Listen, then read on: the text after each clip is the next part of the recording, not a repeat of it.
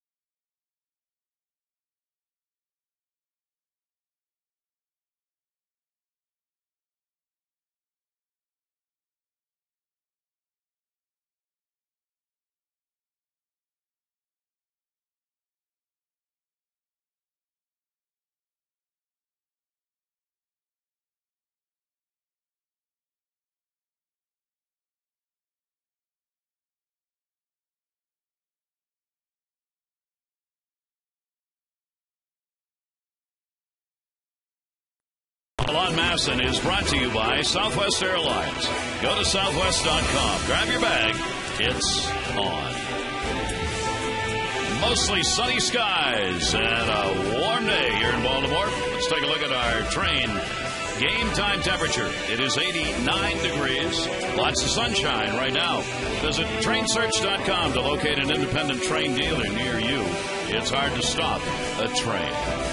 Brad Bergeson is on the mound. Let's take a look at the starting lineup he will face today. Brought to you by Southwest Airlines. For the Rays, Zobrist, Bartlett, and Longoria. Pena, Joyce, and Ibar. Upton, Brignac, Kelly Shopik will move behind the plate. Last night at 2 for 6 for Willie Ibar. And let's take a look at our PNC scouting report. Brad Bergeson, save the pen. Just try to go as long as you can, effectively as you can. Command the sinker, because that's what you do best.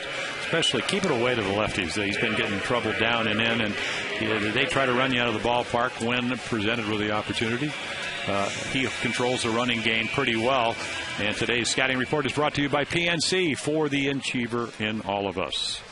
Orioles do have a chance to pick up a series win. They have been few and far between on the year. It would be only their 5th series win if they can get it against this Tampa Bay team. They've won 2 and lost 6. And we are underway for our day game, and great to have you with us. Zobrist leading it off. Zobrist has had just 1 hit and 9 at-bats in this series, hitting .277. He is a base stealer. It's been interesting to see the approach that both Bergeson and the Tampa Bay hitters take. Bergeson throws a lot of strikes. He's always around the strike zone. Tampa Bay likes to work pitchers deep in the count. And here is Zobrist starting right out that way. Zobrist has been on base with walks as he got 3 of them in the 13-inning ball game last night. 2-1 delivery, and he gets ahead on the count here, 3-1. Yeah, it's a lot easier to take a pitch, and we saw that last night on the way to 10 walks, even though one was intentional if you're ahead in the count versus behind. And we just saw that. And see right there, that's what happens. He takes a very close 2-1 count. It runs the count to 3-1. Brad Bergeson doesn't want to walk him because even though he controls the running game, this guy can run 19 out of 21. He gets a good pitch to hit and hammers it foul. Zobrist, Bartlett, and Longoria for Tampa Bay. Here's the 3-2 delivery. Bergeson working in a hurry here to start the game. Wigginton. And Zobrist is retired. Well, there you go. 1 batter, 1 ground ball. Let's take a look at the Oriole defense. Patterson, Jones, Markakis, PA getting the afternoon off. Tejada, Historis, Lugo, and Wigginton. Jake Fox, second start. Started on Sunday behind the plate. Craig Tatum went the distance last night. Kind of like a fighter on all 13 rounds. For those of you who were smart and went to bed early, we'll take a look at some of the things that happened in last night's game during our day game here. Here's Jason Bartlett, and Bartlett swings through that one. Bartlett's had a 3 for 8 so far in this series. Bartlett with 2 home runs and 35 RBIs on the year, getting the start at shortstop in this game. Carl Crawford is out of the ball game after a testicular concussion on that pickoff throw that caught him right in the groin. Fortunately, after going to the hospital, it was not diagnosed as a serious injury, and he hopes to be playing on Friday when the team moves on to Cleveland.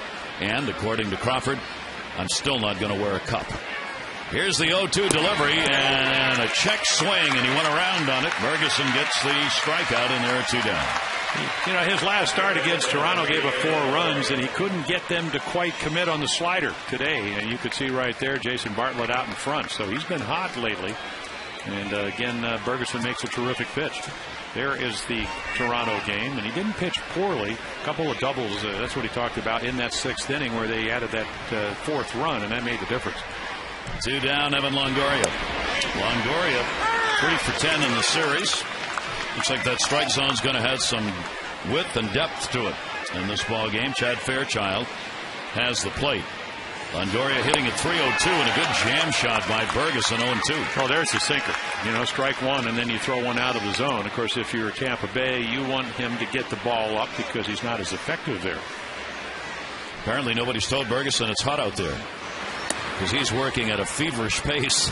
Bergeson has done this. Part of the restructuring of how he comes into a ball game and tries to control it is the speed at which he works, and he really is going at it. 1-2 delivery. Longoria takes that one to left field. That is way back at the wall. Patterson looking. Here we go again. Goodbye home run. Evan Longoria delivers the long ball with 2 down. And a 1-0 lead for Tampa Bay on his 14th. Yeah, for Brad Bergeson, when he elevates, the hitter elevates. And that's exactly what happens here. He gets 2 strikes down in the zone. They try to come in, and he doesn't get it in. He gets it belt high to a very good fastball hitter. 33 home runs last year. Nice grab. Boy, you wish that was your outfielder if you're Brad Bergeson. You can't play that deep, though. Look at this for the Rays. 88 on the year. 57 solo shots. 3 salamis included in there. And with 2 down, Longoria comes through with a long ball. And for Brad Bergeson, the 13th home run he has surrendered. 6 of those have been hit by right-handers this season. And the pitch will be taken by Carlos Pena, and the count goes to 2-0. Longoria had only 1 home run in his last 99 at-bats, covering 25 games. So in his 100th at-bat since his last homer, he gets one. And what happens, Jake Fox going to have a little talk with Brad, is that you hit the home run. I mean, it's pretty explainable. This is one of the better young hitters in baseball. You make a mistake in the middle of the plate. Let's take a look. Mattis, and again, normally your pitch count would be somewhere around 75 to 80% fastball, 65. Again, scouting reports have a lot to do with this. Arrieta, big lead last night. He only throws, again, a very low percentage of strikes, and then he was out of the game. Garza's throwing home runs, but he stuck around late because he was a little bit more challenging with his fastball. 3-1 delivery, and after a 3-0 count, he gets back to 3-2. So there you go, 67%. So a lot of breaking balls, and I think the scouting report has a lot to do that. And it's not that you don't pay attention to them, but can you do it? Pena's 5th in home runs, 2nd in walks, and 1st in strikeouts in the American League.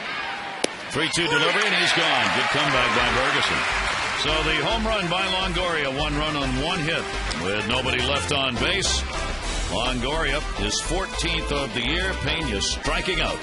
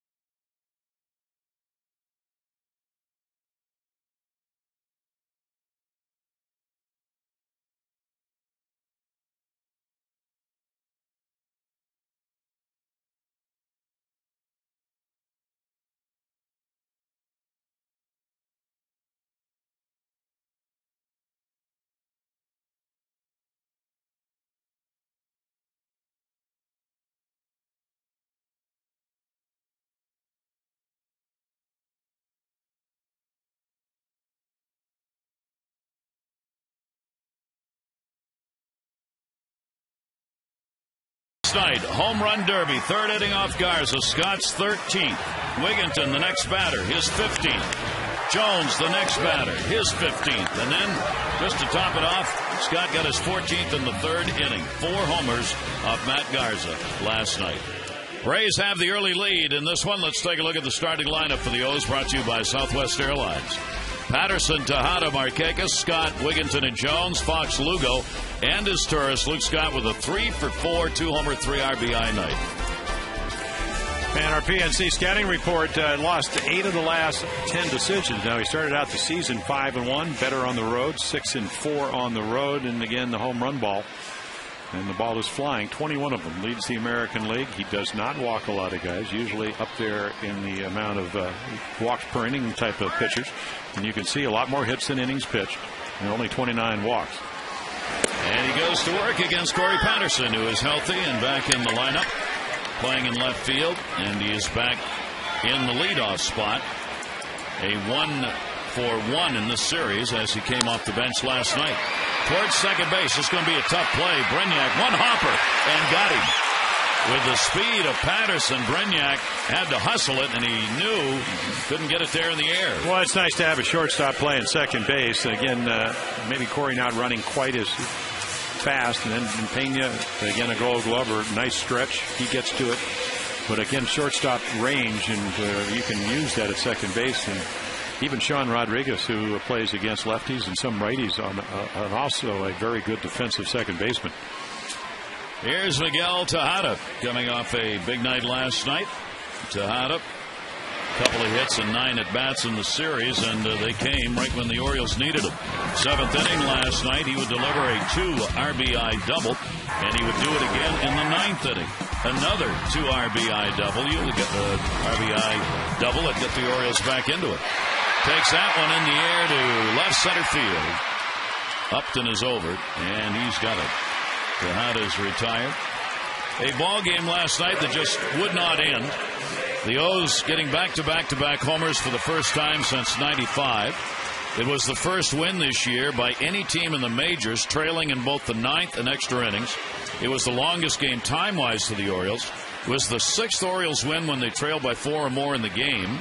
They are tied with Boston in that department for first. And Koji Uehara got his first win of the season out of the bullpen. Yeah, he really pitched well, as did Simone. And Juan Samuel, interim manager, said, very resilient ball club. They don't give up. Lance Cormier, who came in and pitched the 13th, walked the first batter. They sacrificed him over, and then the game winner by Lugo said, you don't win games that you walk leadoff batters in extra innings. And that ball is going to be fouled back. Nick Markakis. Nick Markakis, take a look at the stance here. It looks like he's changed it. He's really opened up. Really opened up. Well, he's going through one of those lulls. And last night, a lot of good pitches to hit. Good numbers against Shields, but he has good numbers against everybody.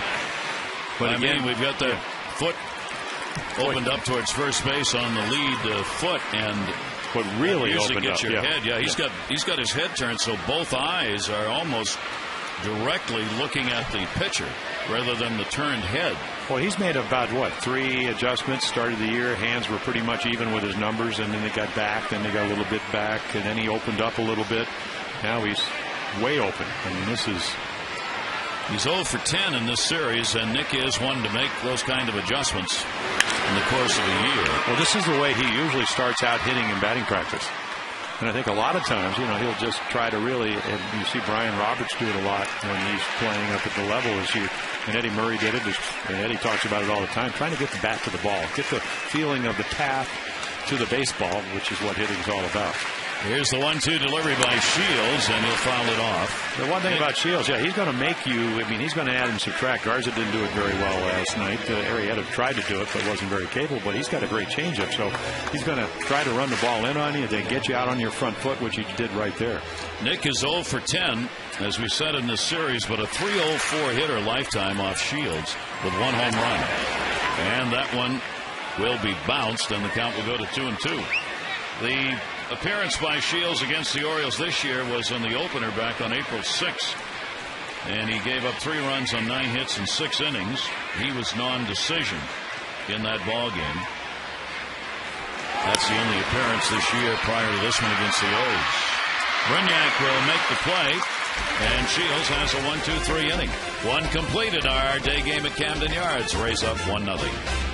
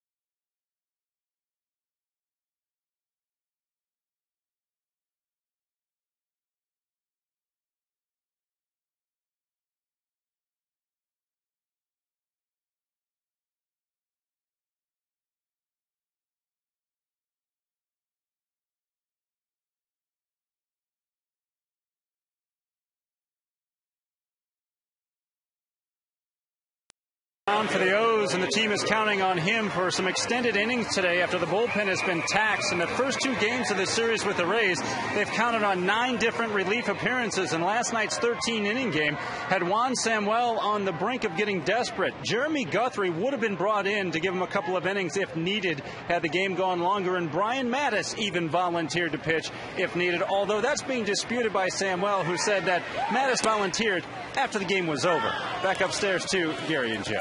It's always a good time to volunteer, though, for the battle is after you're heading back home, though. Yes. College kid, you know. And Juan was smiling about that because they weren't going to put him out there unless, it was an absolute necessity out of the bullpen. Here's Matt Joyce. He's had a 2 for 5 in these series. Matt hitting at 220. And Bergeson's pitch is inside. Brad Bergeson looking to put a couple of W's together. He's not had a win in his last 8 starts, 5 losses and 3 no decisions. That one in the air, right center field. Jones back, not going to get it.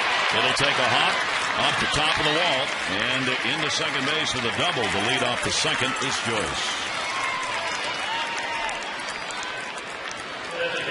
Well, you can see why lefties hit 348. They like it. Look at the target. Look at the ball. Misses by about 1.5 feet. And he just drops the bat. Hitters counts. He's looking fastball. Gets it. And then they have done a wonderful job, as all hitters usually do when they work the count in their favor. And then they look for a pitch they get.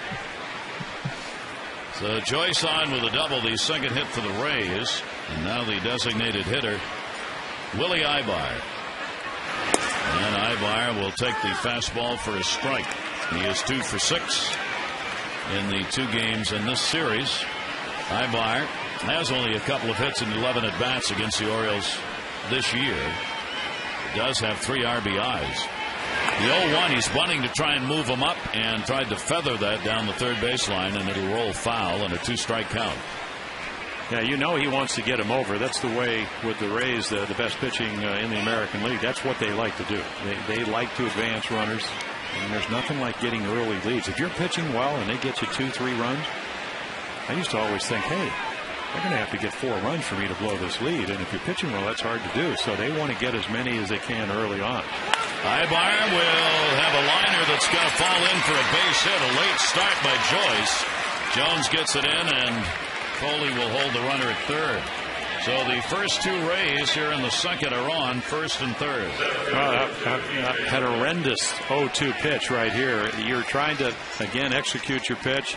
And, boy, you can't hang it any better than this. And you're not going to get a run in because Joyce wants to make sure it drops. And Foley holding him at third base. So first and third, nobody out. The infield will stay back for 2 with Upton at the plate. Upton's got a 3-game hit streak coming in. He wanted the signs again from Foley down at third. Our second inning brought to you by Luna on our Luna doubles board. All-time doubles for the Rays. Crawford is out there leader, then the former Oriole Huff, and there's B.J. Upton third. Runner started to second but holds. Call today for the Luna double and get your second room of flooring free. 877-241-LUNA. Joe Madden is likely to do anything. If you're playing defense against this ball club, you just have to be ready for any type play, because Madden will show you anything and everything that he thinks will get a run in and keep an inning going. Well, you stay out of the double play, you advance a runner, and again we saw him do it the other night with I had 5-0 for the 6th run. You advance the runner. He got the safety squeeze. Again, you have to know your personnel. And B.J. Upton, I'm sure he'd rather swing away. He has not sacrificed this year. No, and that's going to be an 0-2 count on him right there. That's my point. Yeah. There you go. Home run on a hanging slider. So again, the Orioles, you can see, haven't been able to find the formula. He's hitting 300 against the Orioles this year with 3 home runs and 7 RBIs. He does strike out a lot, though. 85 strikeouts. That's what Brad Bergeson needs, and he gets it. And he got him. So Bergeson will get the strikeout. That is his 3rd. That's one thing Tampa Bay will also do. Yeah, not a great breaking ball, but part of the formula to get Upton out, to keep it down and change speeds, and he does that. Upton 4th in the league in strikeouts, and that's a big unproductive at bat with the runners at first and third and nobody out. Now Brignac, the second baseman. Reed Brignac at the plate, hitting .310 with runners in scoring position. One of the best averages on the ball club. Orioles do get an advantage without having Carl Crawford available for Tampa Bay today. I mean, he's their leading hitter with runners in scoring position and stealing bases. He scores the most runs. Yeah, he does everything. Yeah. So really not having him in there is a loss for Tampa Bay. 1-0 delivery to Brignac, and that'll be outside, and the count goes to 2-0. There you see the strikeouts. Tampa Bay on top in the department, and Toronto, Cleveland, Boston, and Seattle. 2 of the top 10. Pena's number 1 in the league in strikeouts, and Upton, who just struck out, is 4th in Ks in the American League. 2-0 delivery, and that misses, and the count goes to 3-0 with Kelly Shopping, the number 9 hitter, waiting on deck. Yeah, Brignac really hot. He was 5 for 43 till he got to that Saturday game. Hit a couple of home runs, drove in 5 runs. Hit one last night. Tried to get him out with breaking balls. He took Hernandez over the right center field fence. And he had to go on the 3-0. Well, Joe Madden, you make such a great point because you can't think with him. And now you can think about what he's trying to do. He's got a good fastball hitter. He knows he's probably going to get a fastball, which he did. And you want to put him in a good position, so he lets him swing. And he's probably also thinking about the fact that Shopping's 3 for 33, so I want Brignac to get this run in. And he will. That's going to be a base hit into center field. Joyce will score. Ibar will stop at second base. Brignac will pick up the RBI and a 2-0 lead for Tampa Bay. Brignac gets his 32nd RBI. Yeah, pretty good pitch. Change up, down and away. Stayed on it. Didn't overswing. He did that on the 3-0 pitch, and they get themselves into a run. So 2-0. Runners at first and second, still only 1 away. That'll be hit number 4 off Brad Bergeson in the game. And Kelly Shopping, who has not played in this series, gets the start behind the plate. 30-year-old. Was on the DL early in the season, had knee surgery. Shopping lifts that one in the air to left field. It'll send Patterson back, warning track, and he will put it away. The runners halfway will go back. So Shopping, the second out of the inning. Yeah, you talked to Joe Madden, and he said, I know all about the stats. We even get other stats. In other words, how many fastballs are, say, hit off of Bergeson opposed to breaking balls and whatever, and then I try to match up my hitters.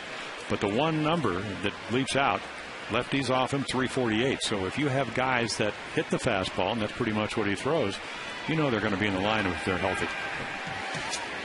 2-out RBI. That's going to go into the corner off the bat of Zobrist. Coming around to score, Ibar. Brignac goes to third. He will be held there, and it'll be an RBI double for Zobrist, who went after the first pitch and gets his 44th run batted in, and a 3-0 Rays lead. Well, the book on him, he's a fastball hitter, so you throw him a changeup, but where is it? Down the middle. And again, the separation, foot down, bat back, great extension. This kid hit 27 home runs last year. He's not going to hit that many this year, but he's still driving them in and getting on base. So 4 hits in the inning, including 2 doubles, and 3 runs in on 5 hits already off the Orioles starter Brad Bergeson. Bergeson, third start against the Rays. His record is 0-2 against them with a 9.35 ERA. And the Rays have started early in this game against him. And here's a big at bat. It's 3-0, but a base hit here will score a couple of runs. So an important out to end the inning. Bartlett will take the pitch outside for a ball. A strikeout victim his first time up. Well, it's important in terms of winning the game. We saw a 6-run inning on Sunday, a 7-run inning on Monday. It's important if you're trying to protect your bullpen. 1-0 delivery to him, and that's there. Bartlett, 338 with runners in scoring position. He too has done a good job in that. 1 ball, 1 strike count. Missed outside, stays away on all 3 pitches to Bartlett, and the count goes to 2-1. Rays are 2-3 on the current road trip. Day off tomorrow as they go to Cleveland. And outside, the Orioles on their long homestand, 1-4. The Orioles have averaged 3.4 runs a game, added 2 last night with that 11-10 win. 3-1 delivery, fouled away. And a 3-2 count with 2 down. Yeah, if you're sitting at home and you've been watching this series, as far as what the Rays have been able to do against the Oriole pitching staff, they've gotten themselves into great hitting counts, and that's why they have had a productive offensive series. 3-2 delivery on the way, and Bartlett goes down swinging, and a big strikeout for Bergeson. 2 runs in on 4 hits with 2 left. Scott Wigginton and Jones coming up when we come back.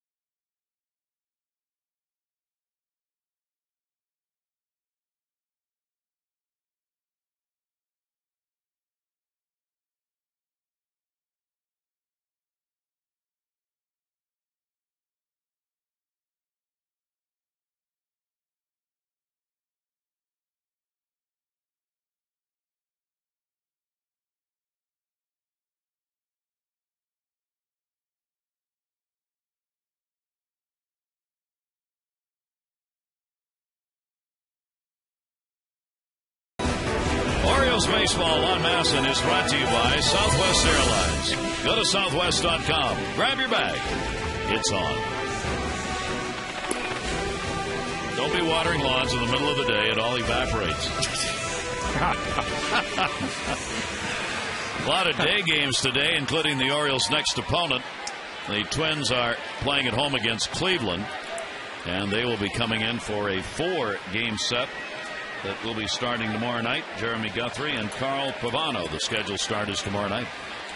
Here is Luke Scott. 5-game hit streak for him, and ball game to remember last night. Drives this one to Upton. Upton going back, reaching and can't get it.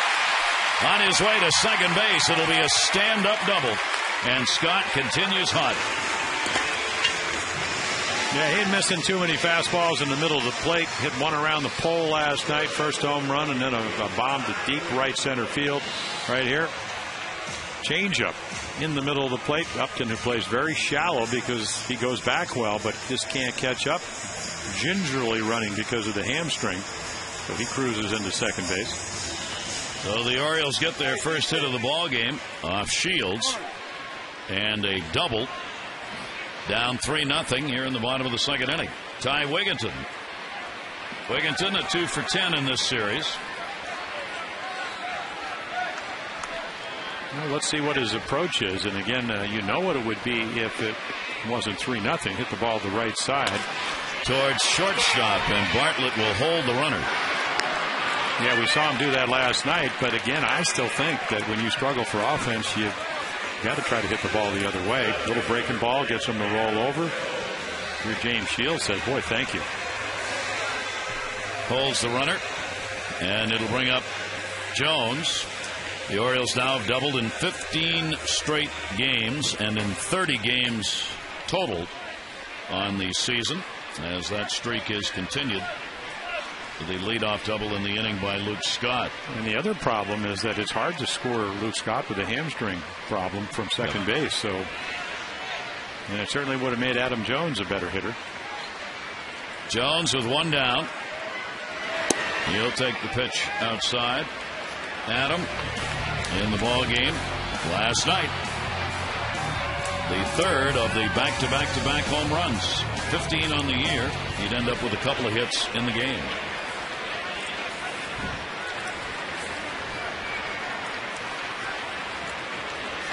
Jones hitting .474 off Shields with a home run.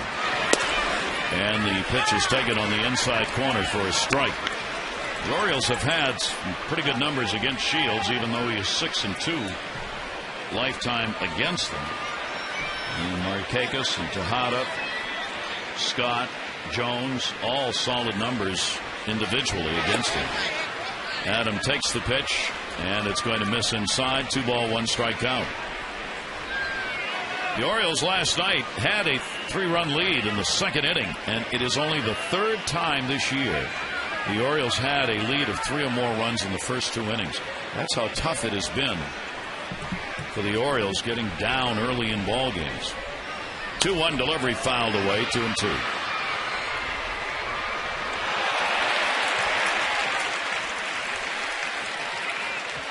Tampa Bay has jumped on the board here for the 3-0 lead.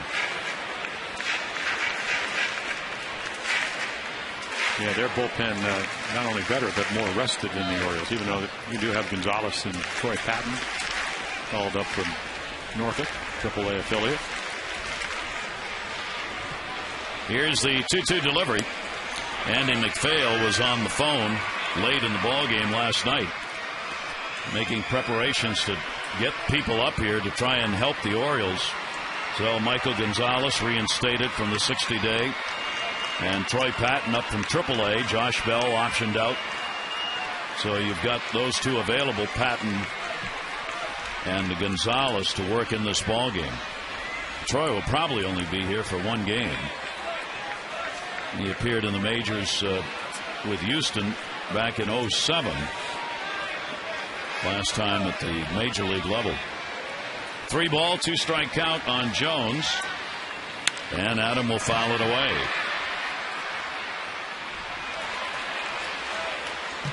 See, Shields is taking more of the pace you would expect on this 90+ degree humid afternoon. Yeah, look at those numbers right there about being outscored and having to come from behind and use your bullpen more than you want. Yep. And again, for a team that's 13th in offense in the American League, so it doesn't translate into a lot of wins. No. 3 ball, 2 strike count. And a grounder again to short. Bartlett. Little lob toss over there to get Jones. And there are 2 down. Today's Maryland Lottery Hit It Here fan of the game is Gregory DeGrosse from Baltimore. If an Orioles player hits the Hit It Here sign located in the bullpen area, Gregory, you're going to win $100,000. To find out more about how you can become the fan of the game, visit mdlottery.com/hitithere. Good luck, Greg. 2 down, runner at second. Orioles with a leadoff double, unable to advance so far.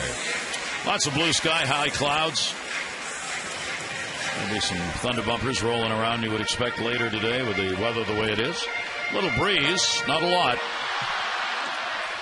Just enough to kind of move the flags gently. Yeah, waft the ball towards the seats in the outfield. At least that's what it appears. Yeah. And Jake Fox would like to do that. And the pitch is taken inside. Yeah, he got pitched to on Sunday. Sean Markham, the master of changeups and sliders. He didn't see many fastballs. He got one right there, but it was in off the plate. Second start as a catcher for the Orioles. And another one to shot. Bartlett's got that one.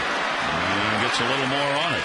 So after a leadoff double, they do not make the move to get the runner around, and it remains a 3-0 Rays lead.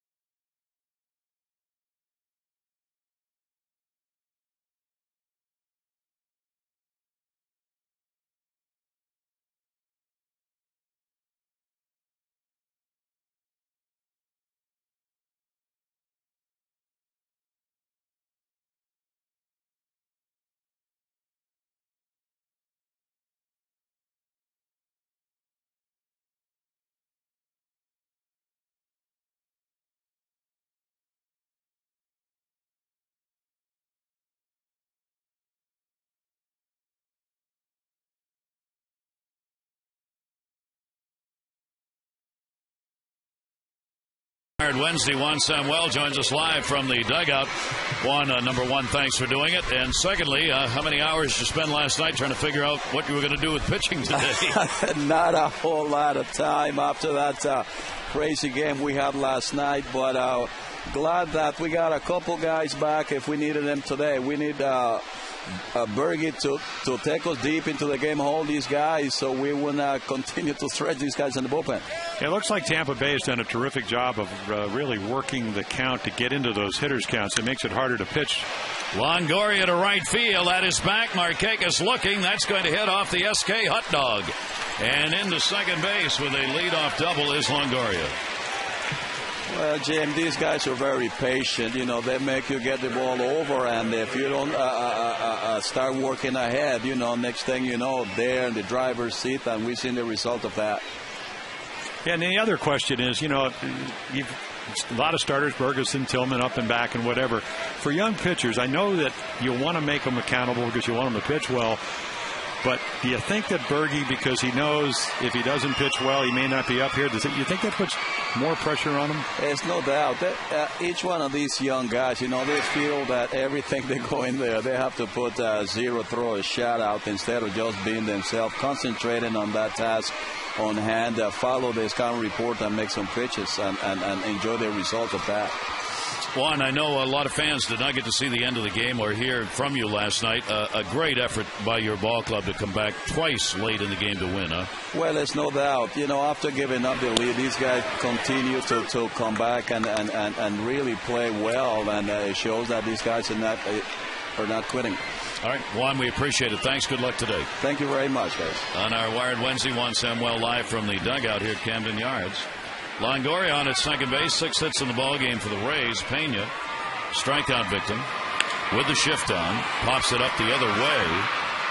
Tejada, near shortstop, will put it away, and Pena's retired. Well, that's a huge out. You know, Pena's trying to hit a ball to the right side because he's a natural pull hitter. Get Longoria to third, add to this 3-0 lead.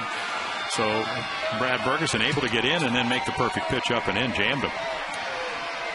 Ran it in on his fist. So on at second base still, Longoria. Joyce has delivered a double in the ball game, now hitting at .235. He'll try and get the RBI. As Torres moves over towards second, they leave a big hole on the left side of the infield. Outfield straight away. And Joyce will take the pitch on the fastball for a strike. See the alignment here. Joyce hitting .278 with runners in scoring position. Limited chances since he's had a limited number of at-bats on the year. Bergeson's 0-1 delivery to him. That we lifted in the air to left center field. Jones coming hard. Adam will put it away. Joyce is retired, so Bergeson's got 2 down. On Friday, the first 10,000 fans 21 and over will receive a freezable Orioles tankard presented by Guinness. Stay cool during this hot Birdland summer and have a fun night of Orioles baseball.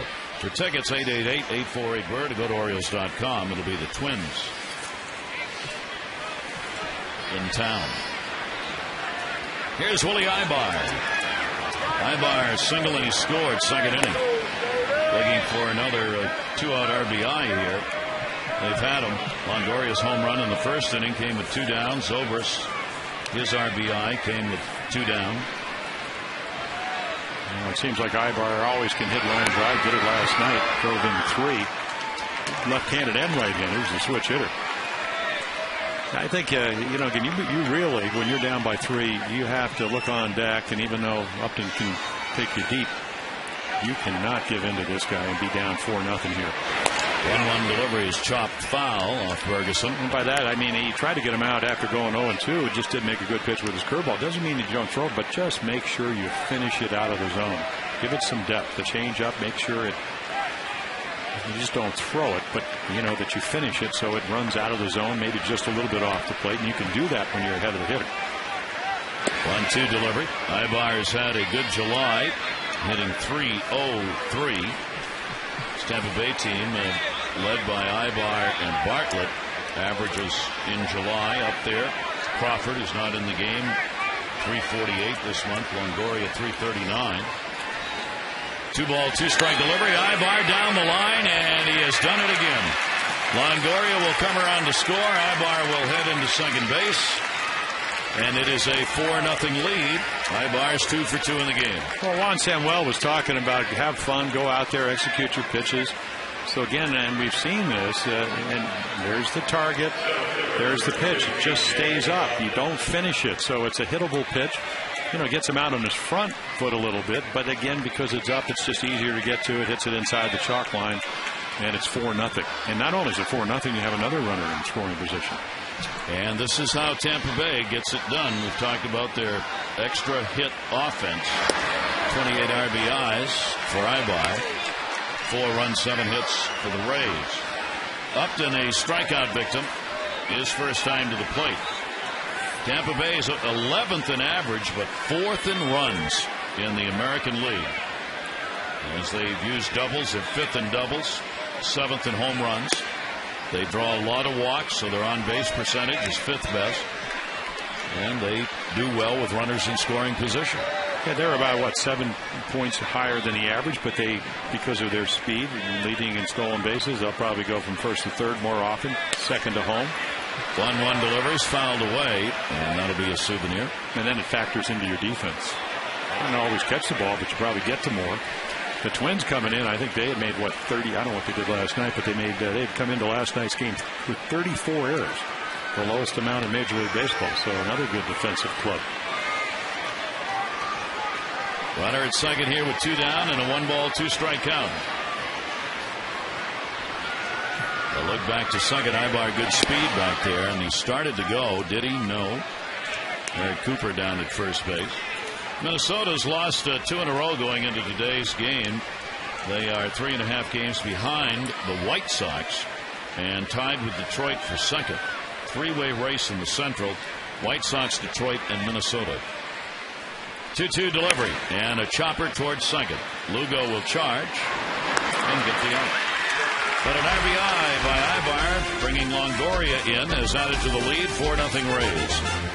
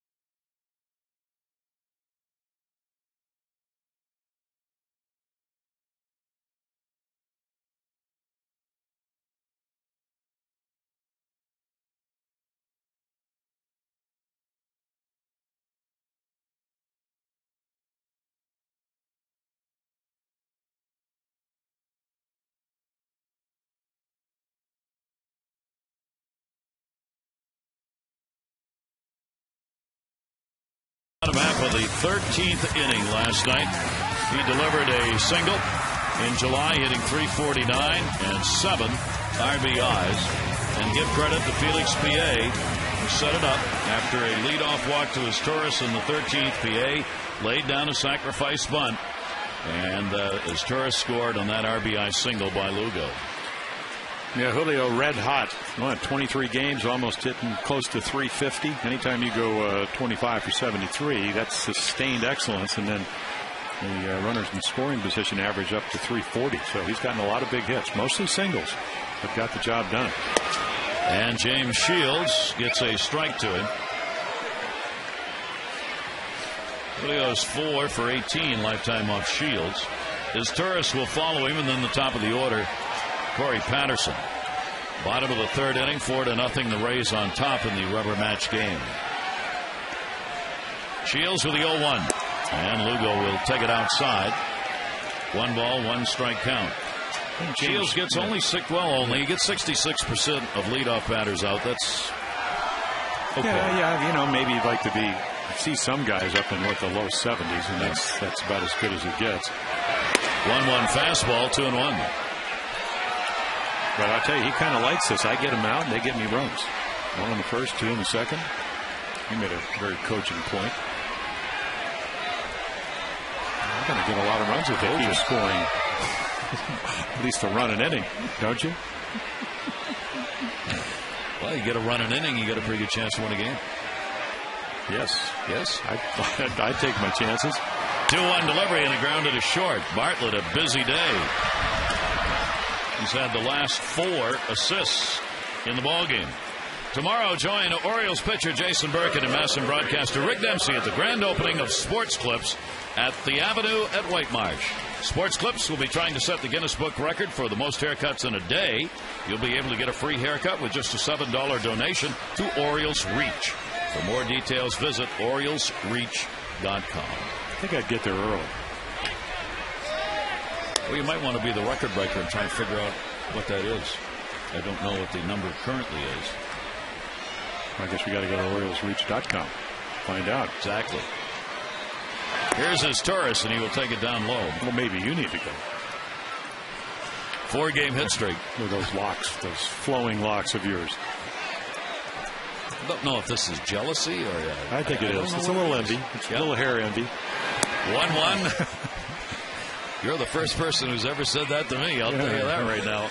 I think my dad was bald at 19, so the fact I got any left, I'm more than happy. Well, no wonder you're not getting a haircut. That's right. 1-2 delivery. That'll be looped to left. Joyce. 2 down. See, it's all becoming more clear. Clarity is. Glad you are.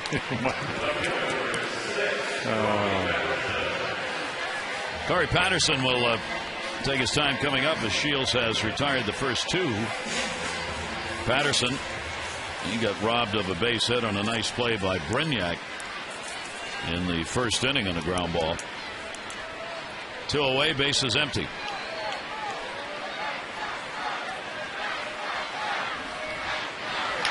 And Patterson will take the pitch away for a ball.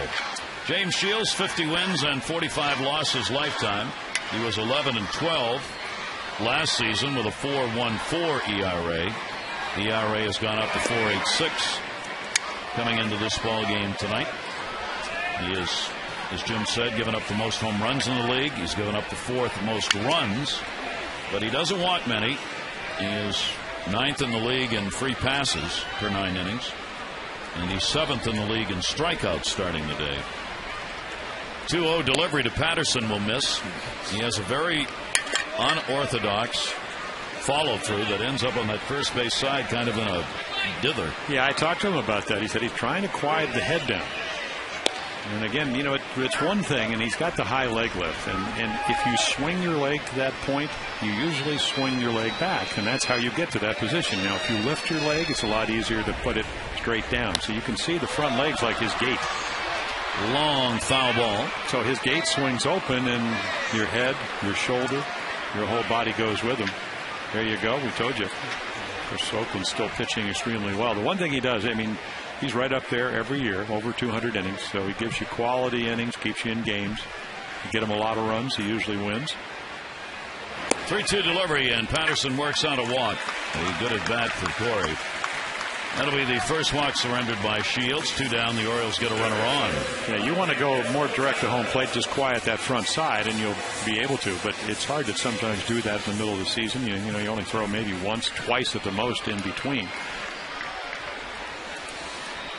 Here's Miguel Tejada. He flied out to center field his first time up. 7 for 24 now, lifetime off Shields. Miggy hitting at 273. The Orioles try and get a 2-out rally of their own going here in the 3rd inning. Tejada will take it down low for a ball. Shields has pitched well here in this ballpark. He's 3-0 here at Camden Yards. It's his 8th start here. He's given up 15 runs in 50 innings of work in this ballpark. This is his 17th career start against the Orioles. 1-0 count. Tejada with Patterson on at first base. And he's running. Taking. Bad throw. Good stop. Second baseman Brignac is trying to catch that on one hop. Patterson sure looks like he's all right. He gets a stolen base. Well, he just brings speed to Brian Roberts. Hopefully be back in the next week. I don't know how much stealing you do. That's what Brian does. And there's the Brignac saving the day. That ball's going into center.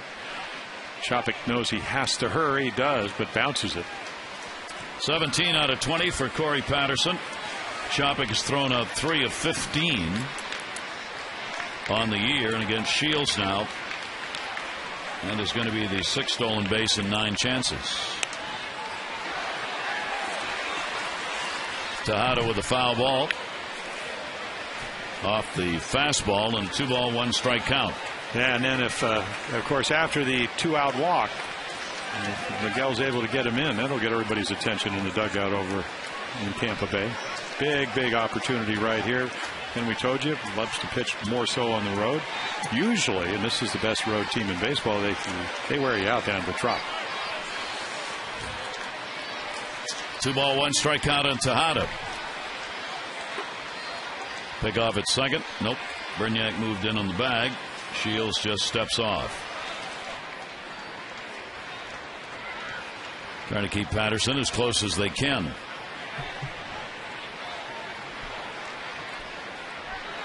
Here's the 2-1 delivery. Came inside to him.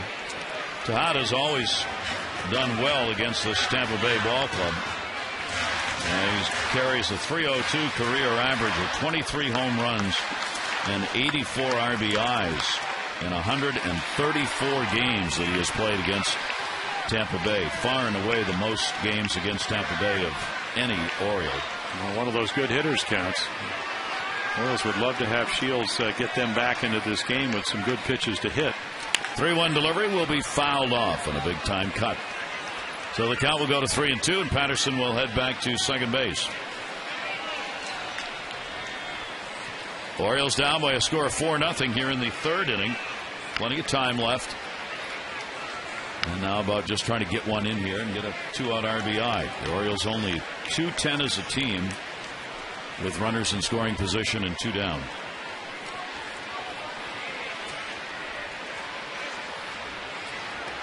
Patterson walking off a pretty good lead at second base.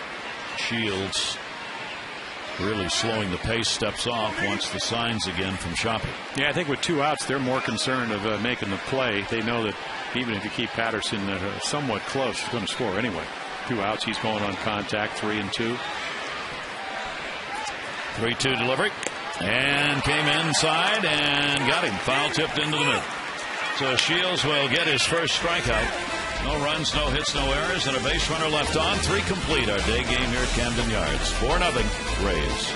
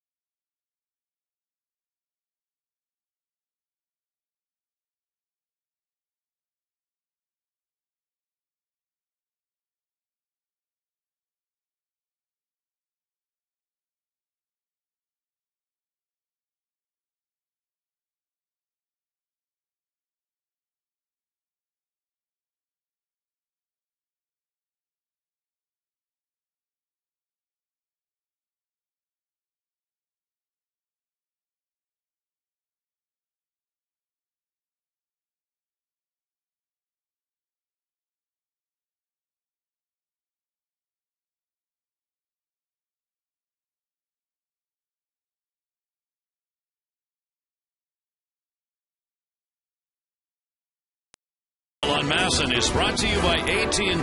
Rethink possible.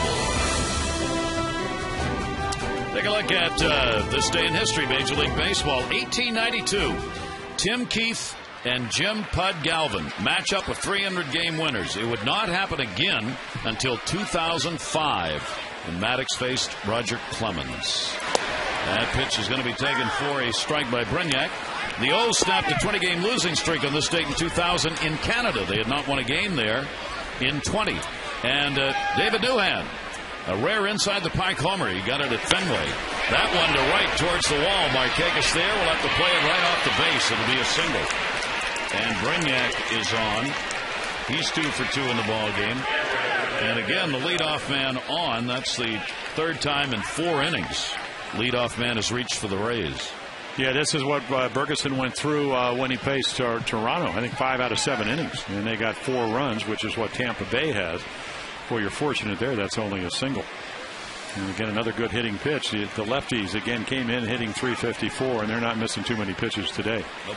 You got to make better pitches. I mean, that's really what it comes down to. I mean, he knows it. Rick Ranitz, the Oriole pitching coach, knows it. Anybody that's been around the game, your stuff's not overwhelming. You don't have great movement. You either got to be down in the zone, out of the middle of the plate, and he hadn't done that.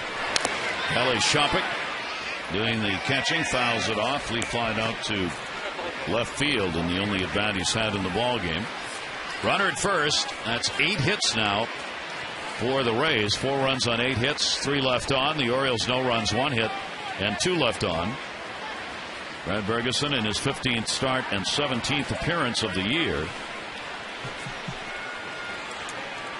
0-1 delivery on the way. Shopik trying to go to the right side, fouls it off, and behind on the count, 2 strikes. Yeah, you look at the numbers. He comes in 3 for 33. He's now 3 for 34 against right-handed pitching. This is a guy you have to get out, and if he can make your pitch, because he's a home run guy, big swinger. We saw that the first time up.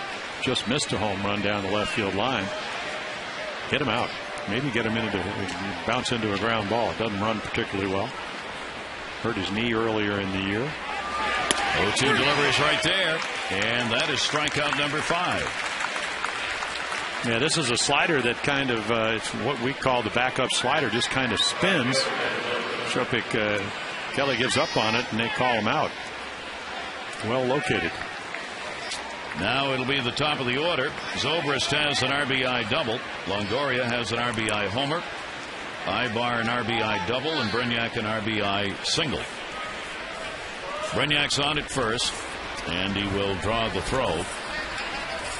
This running ball club of Tampa Bay, virtually anybody who gets on might be going depending on the situation. Even Brignac has only got a couple of stolen bases. Well, that's your lead right there. I mean, if you get it into that grass cutoff, that means you have a substantial lead. And again, maybe not a great base stealer because been up and down out of AAA, but he's got good speed. Tampa Bay on top in stolen bases. There he goes. Swung on, hit in the air to left center field. Jones coming over. Over will make the catch. Tries to go for 2 and not in time. As Brignac will get back, but Zobrist is retired. The Orioles-Twins game coming up this Saturday was originally scheduled for a 4:10 start. It's now going to be a 7:05 game. It can be seen locally on Masson 2 HD. The gates to the ballpark will open at 5 on Saturday for season plan holders, 5:30 for the general public. For tickets, 888-848-BIRD or Orioles.com. That's this Saturday's game is moved from 4 o'clock to 7. In game 3 of the 4, the O's will play against the Twins. A little breeze kicking up towards left field right now. Bartlett has struck out twice and will take the pitch up high for a ball.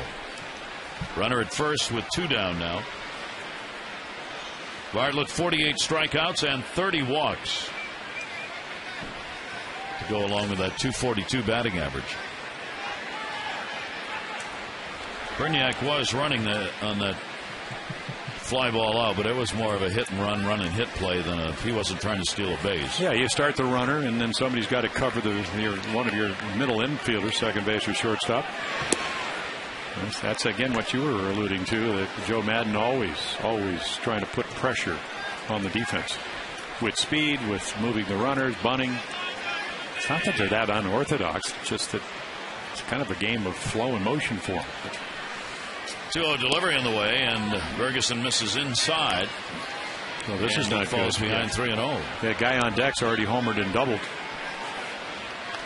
It's not that Bartlett hasn't been hitting well. I mean, in the last 12 games, was 15 for 39. It's in the 380 ranges, and he pitches around him to get to Longoria. Ferguson just doesn't do that very often. Among pitchers in the American League, he is fourth in the fewest 3-ball count situations. Cliff Lee, Rick Porcello, Scott Baker, and then Brad Bergeson. Opponents hit only 219 off him even when they get to that count, but there aren't many 3-ball counts, 3-0, 3-1, even 3-2. But he gives up the walk to Bartlett, his first of the game, and here's Longoria. 2 on, 2 down. Longoria delivered a home run in the first inning, doubled and scored in the third. Yeah, first pitch double. Just took it right off the wall. Maybe 3-4 feet to the left, would have gone out of here. Longoria's got 3 home runs against the Orioles on the year, and he has 11 RBIs. Evan Longoria in the ball game. You know, there's the first home run last night, and nice catch by the fan. Here's the 1-1 delivery, and that's going to be fouled off. And the count goes to 1-2. So yet another big play, big moment. I don't think he's worn his socks like that until today. Yeah, we were talking about Bartlett's the only guy that seems to do that. 1-2 delivery, tap foul. So Evan Longoria has joined his teammate who's on at second base with the socks up, on at first base. There they are right there. You can see the colors. Maybe that's a daytime exercise. Daytime it's a little bit warmer. Yeah. You want to be always in style. More ventilation too. You know, give the ankles room to breathe. 1-2 got him. Great pitch. That's 6 strikeouts in the ball game, and Bergeson gets a vital one there against Longoria. And with that pitch, he keeps it a 4-0 Rays lead.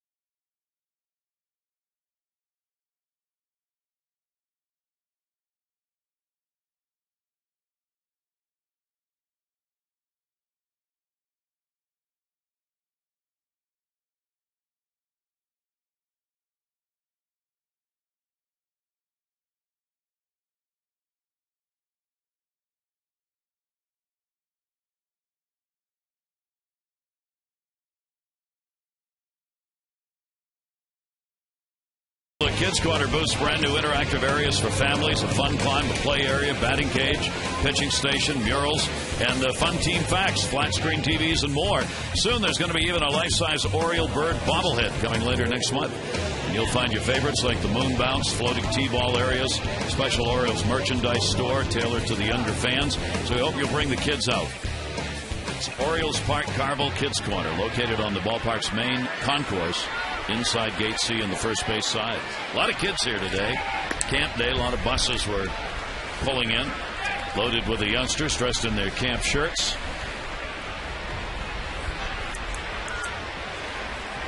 multiple fluorescent colors around the ballpark today. That's going to bounce away. Nick Markakis grounded out his first time up. Nick trying to get a hit here in this series, going 0 for 11. And the average now at 299. 2-0 delivery to him. That'll be down to first and just foul. 2-1. Yeah, we've been talking about on-base percentage going down this month with power going up. That was a perfect example. He wasn't trying to hit a single there. 2-0 hitters count. Really turned on a fastball, and looks like maybe trying to drive the ball a little bit more. Maybe getting ready for when Brian Roberts comes back. And he can get on the bases and scamper around when Nick drives him in. Markakis with a 2-ball 1-strike count. Grounds that one to short. Boy, Bartlett's got a magnet out there for the ball today. One away here in the 4th inning. Take a look at our AT&T Mobility Trivia question. For our day game, it is: who holds the Orioles record with 4 home runs in consecutive at-bats? Reggie Jackson. Reggie Jackson. I'll go with Harold Baines. And we wish him well. He had a knee reconstruction, Harold, exactly. So hope he's doing well. Don Baylor. Well, we were close. He was an Oriole. Yeah.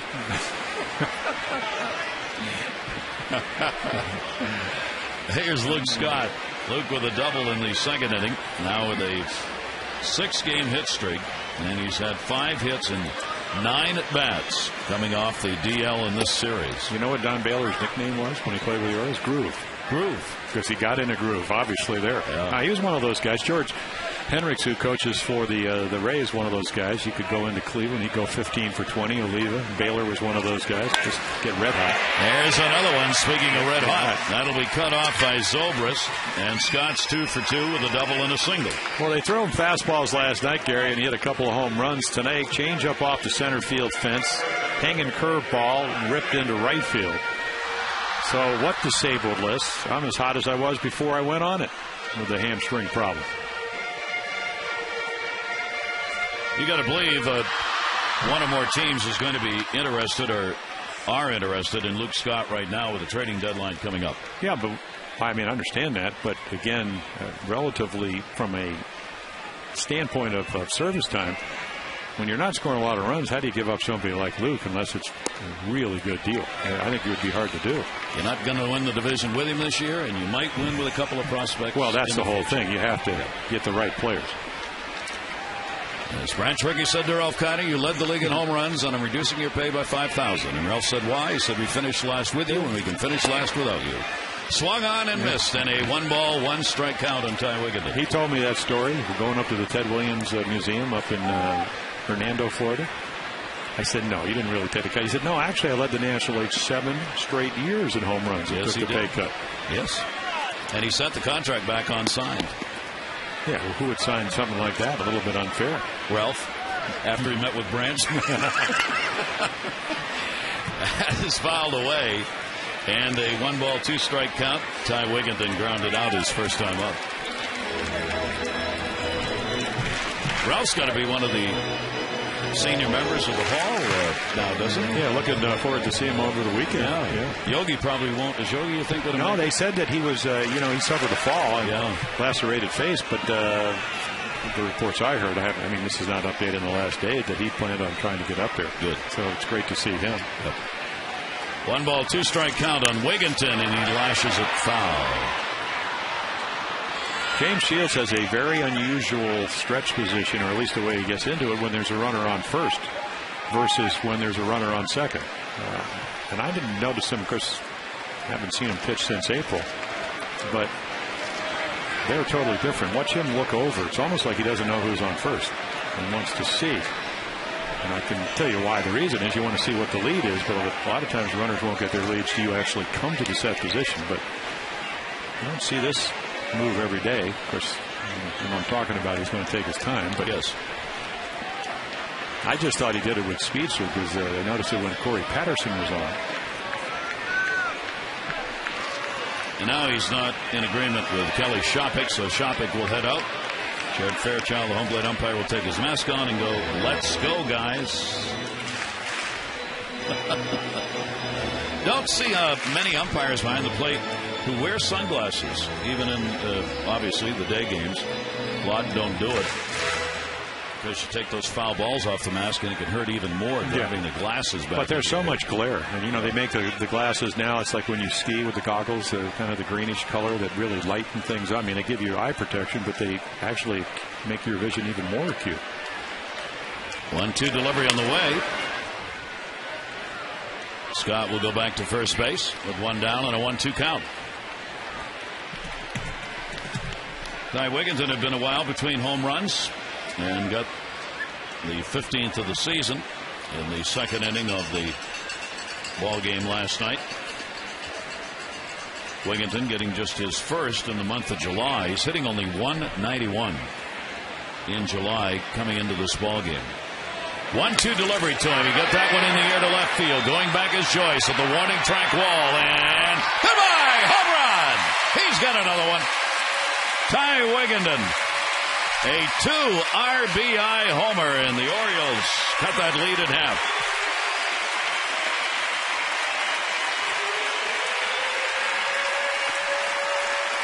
Take a look at our forward drive of the game. And go into your closet, hang up your suit.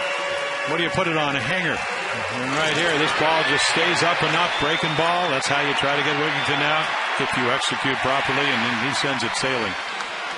Our Ford drive of the game. Your local Ford dealer invites you to experience Ford like never before. Ford Drive One. He did, and number 16 brings Luke Scott in ahead of him. And the Orioles make it a 4-2 ball game. RBIs 47 and 48 on the year for Ty Wigginton. Now Adam Jones up. The 22nd home run surrendered by James Shields. Leads all pitchers in surrendering homers in the American League. Here's the 0-1. And Adam Jones will take it down low. He grounded out his first time up. Fly ball. Wigginton, the bat, power bat, back for him. All of last year, Wigginton had just 41 RBIs and 11 home runs on the year. Wigginton now has 16 home runs and 48 RBIs. Well, playing more and more confident. Great start. 13 home runs through the first 2 months. That's going to be a base hit into center field. So the Orioles, last 3 hitters have all reached. Yeah, Shields getting into a little bit of scouting report paralysis, where he's trying to make the perfect pitch, then getting back to the fastballs, and guys are getting balls up. He's better down. Ball usually has real good movement. But some nice adjustment by the Orioles hitters. Wigginton especially. Breaking ball after breaking ball, finally got one and hammered it. So the Orioles get the potential tying run to the plate here in the 4th inning. Fox grounded out his first time up. Rays pitchers on the current road trip, first 5 games of it, in which they are 2-3, have given up some hits and some runs. They have averaged 7.6 runs themselves, and they have needed them, as they have surrendered almost 6 runs a ball game and 11 home runs in this, the 6th game of this road trip. Yeah, it started, Shields pitched, Friday night in New York, had a 3-1 lead. Cano took and beat Posada to tie it up, and then Benoit gave up a home run to Swisher to tie it up. Fox on a big cut. And there's a good changeup. And they were what? I mean, this is an amazing number. And until Benoit gives up that 8th inning home run to Swisher, they were 41-0 leading after 7 innings. That tells you how good their bullpen was, or is. Well, that was their first loss last night, leading after 8. They were 45-0 with a lead after 8. The Orioles beat them last night. Orioles are now 7-3 in extra inning games. Tampa Bay 6-3. And that'll be taken down low. So Shields in trouble here, and the Orioles trying to take advantage of it with the 2 runs in and a 1-ball, 1-strike count on Jake Fox. And still only 1 away. Lugo waiting on deck.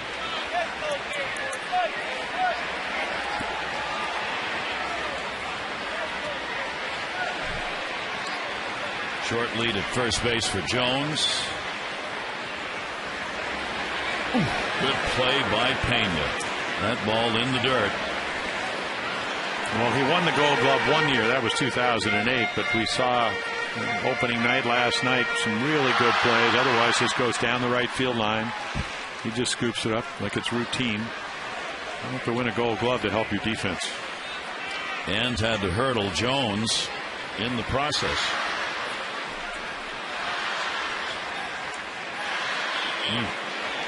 Gets that sweeping tag. Adams not walked off a big lead over there. No, but see how he's out in front of the bag. He's able to get the glove and put the tag on a little bit quicker. And if you straddle the bag, it takes the ball longer to get there. And again, he's going to pivot right into the hitting lane of trying to cover the ball going into right field. Here's the 1-1 delivery in the way. Swung on and missed on a jam shot. Came inside with some heat right there. 91-mile-an-hour fastball. And a 1-ball, 2-strike count. Yeah, I'm sure their advanced scouts have said that Jake Fox, he's a good fastball hitter out over the plate. We saw Toronto on Sunday. Again, Markham, who can command his changeup and slider. Steady diet of those pitches. 1-2. A very high set. And it'll come inside. There was a time 10 years ago and more where balks were being called all over the place around Major League Baseball, it seemed as though. Now, we don't see a balk hardly ever. Well, unless Bob Davidson's in town. It's Balk and Bob. But the reason was you had to make a discernible stop at the top. Because, and I did it because I held my hands high. And the reason was because if you held them to your waist and you come up, and then your arm swings, it takes longer. So runners have a better chance of stealing. Runner goes here. Jones will have to come back on the foul ball. And if they don't make you stop, it's a good way to quick pitch a little bit. The kind of hands come up and then you go. But the discernible stop was you're trying to keep the runner from getting a running start and freeze them. And of course, if you can kind of go into motion, it makes it a lot easier to do that. A lot of balls held now by pitchers to get runners back. They just hold it, or you see the step off all the time. Vary the cadence. Yep. But at the end of the day, when you start your windup, you've got to be able to get there as quickly as you can to give your catcher a chance to throw a runner out. 2-2. Runner going again. Swung on and grounded off again. Fox with a couple of foul balls. Jones on this mid-90-degree humid day enjoying the chance to jog down to second base here a couple of times. Well, they get the pitch count up. Pitch count out up to 63. Fields wants to hang out there as long as he can. Enhances your chance of winning. And he's usually able to do that, even though lately a lot of his 7 and 8 inning games were early on in April and May when he was 5 and 1. Now 7 and 9. So not pitching quite as well as of late. A lot of games with 110 8 pitches. Apparently, Fox believes that Jones is not adequately worked out in preparing for today's game.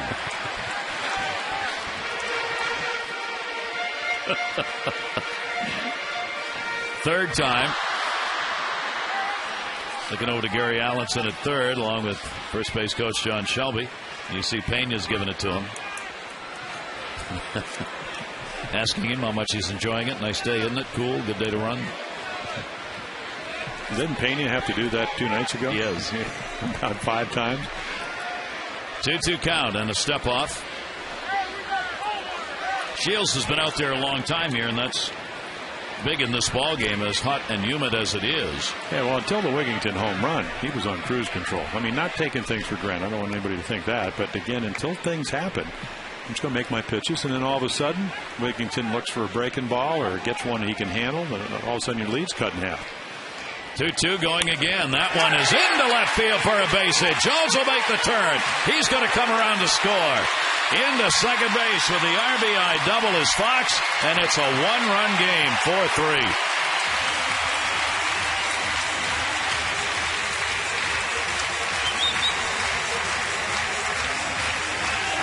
There you go. Kind of got loose for this little John around the bases. Like a change up in the middle of the plate. Again, another off-speed pitch. Play in front of you. Take a look right here. He does. And he doesn't even look at Gary Allenson, the third base coach, because he knows he's coming all the way to make it 4-3. So Fox, a big RBI, an 8-pitch at bat where he battled getting 3 foul balls after there were 2 strikes. And with the Orioles now, he gets his 5th RBI. He's got 17 on the year. Hickey's out to have a word with Shields. And everybody. Little National League meeting. See that more in the National League where everybody comes in. I mean, really. Yeah. You know, Earl, I mean, of course, when Weaver came out, nobody wanted to be out there. So the catcher and pitcher had to be. You didn't see any infielders running in. They went to the outfield. They went out and talked to Paul Blair in center and Buford and Frank. Another big comeback for the Orioles as they're within 1. 3 runs on 5 hits now, down by just a lone run. The last 4 have reached on a single Scott, homer Wigginton, single Jones, double Fox. Here's Lugo. He grounded out his first time up. Only 1 away. Behind the runner, Bartlett again gets the out on Lugo, and there are 2 away. Let's check in with WJZ's Mark Viviano. Gary, yesterday, Cubs manager Lou Piniella announced that he's going to call it quits at the end of his season. There are 5 current Orioles who played under Lou Piniella. One of them is Jake Fox, most recently last year. And I asked him about Piniella. He said, he yelled at me all the time. Which Jake said that's a good thing when you're playing for Lou because he yells at everybody. It's if he ignores you that you have to be worried. Best story was by Mark Hendrickson, who with the Tampa Bay Rays playing for Piniella, said Piniella kicked the shower door in the manager's office once and was found not just angry but bloody. And let's just say Piniella will leave his mark on baseball when he leaves, guys. He will do that. 14th winningest manager ever, 4th winningest active. He was actually in this organization when I was in A-ball. Spent the last month with us up in Aberdeen playing under Cal Ripken Sr. Great guy. 0-1 delivery on the way. Interesting that the Cubs, why was that decision made at the time and the announcement made when it was? And it's a little unclear on that. I mean, he just said he wanted people to know, but that's a kind of unusual time. Even if you told the club you're going to retire, why not wait till the end of the season? Here's the 1-1 delivery, ground ball towards short. Where else? Bartlett up with it, long throw, and he gets it there in time to get his tourist. But the Orioles have a 3-run inning. Wigginton, a home run, good for 2 of those.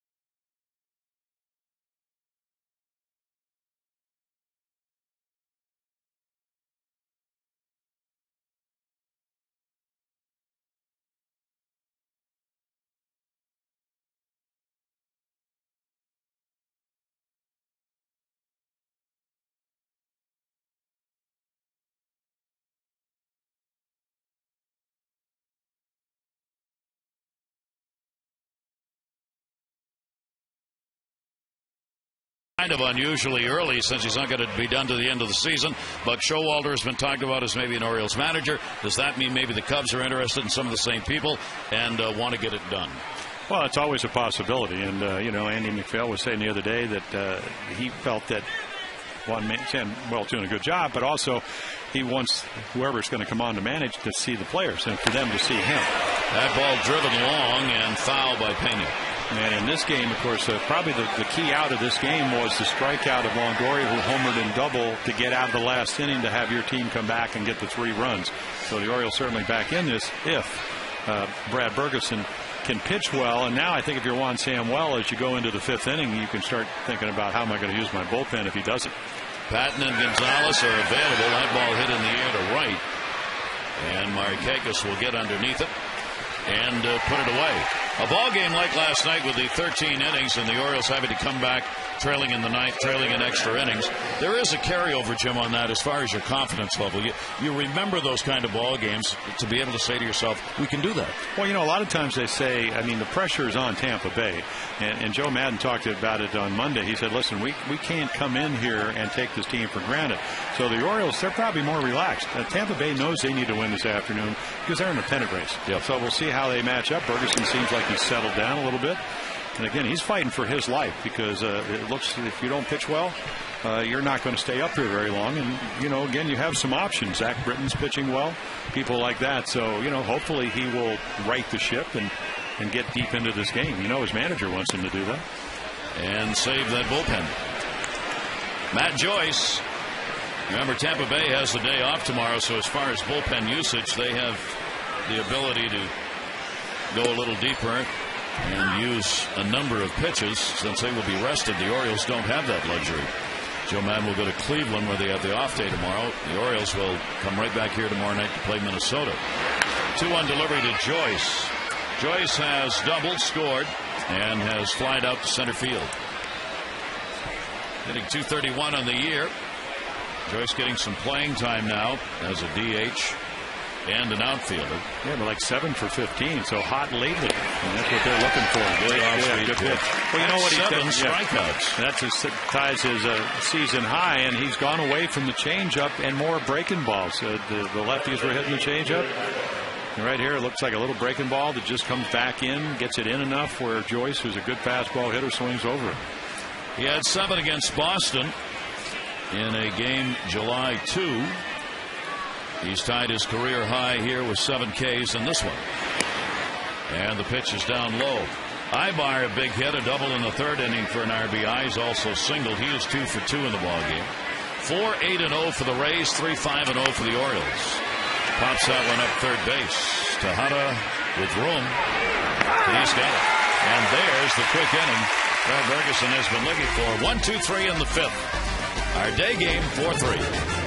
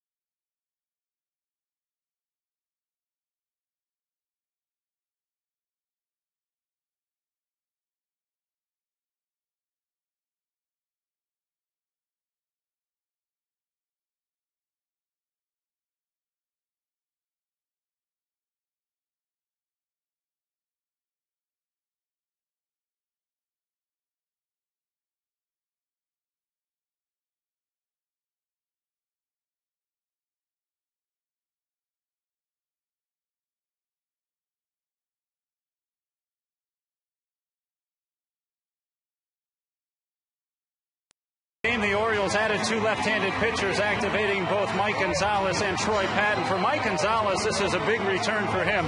We last saw him back on April 9th. It was the Orioles' home opener, and as he left the mound after a blown save, he was booed by the home crowd. Told me today that his struggle to come back from a shoulder injury has been as much mental as it has been physical, and he wants to prove to his teammates and to Baltimore fans that he is a capable reliever.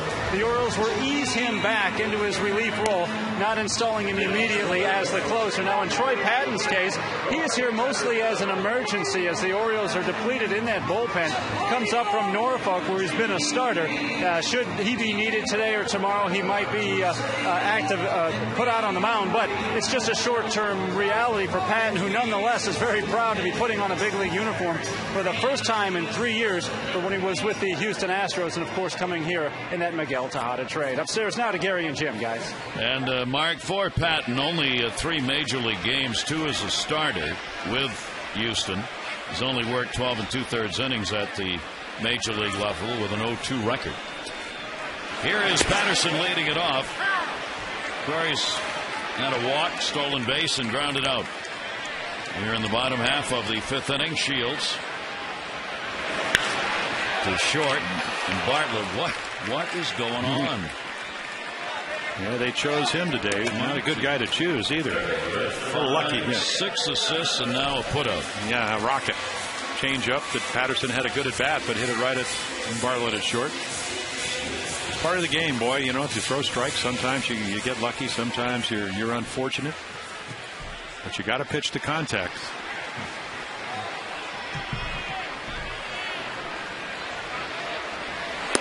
And swung on a miss. Tejada has struck out and flied out to center field in the ball game. Tejada with a couple of hits and 11 at bats in the series. Shields with a breaking ball over the top on that one. 0-2. Well, it's not about his stuff. It's about his command, because he's got, you know, good running fastball. He can throw from 88 to 92. Good changeup, good curveball. It's about making your pitches, and he knows how to pitch. And he's up there with Roy Halladay, Danny Herron, and Sabathia, all the only 4 guys that have pitched over 200, and then he hits them. So there's your command issues. That is the 4th hit batter of the year to go along with 7 wild pitches. Shields has thrown, and the Orioles get 1 on with 1 down. This is a changeup. It just runs in. Chopik's sitting away, and look at him reach back about a couple of feet. And Mickey goes, "Thank you very much." So a hanging changeup for a line drive, and then you go to 0-2 and you hit somebody. And Nick Markakis, he has grounded out twice. Nick 0 for 12 here in this series. And Miguel Tejada's on at first base with 1 down. Shields into that dipsy doodle set. Markakis fouls it off. And a 1-strike count.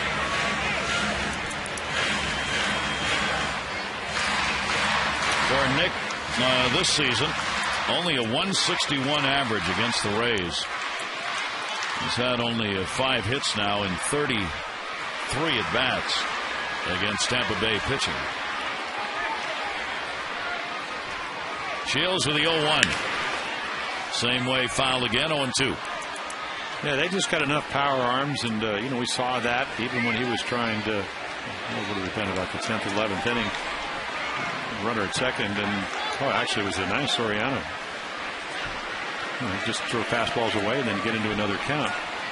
So again, probably a combination of that, and maybe, you know, there are peaks and valleys over the course of 600 at bats, and he may be in one of the valleys at the moment, but that can change in a hurry. Here's the 0-2 delivery to him. He'll foul it back, and the count will stay at 2 strikes.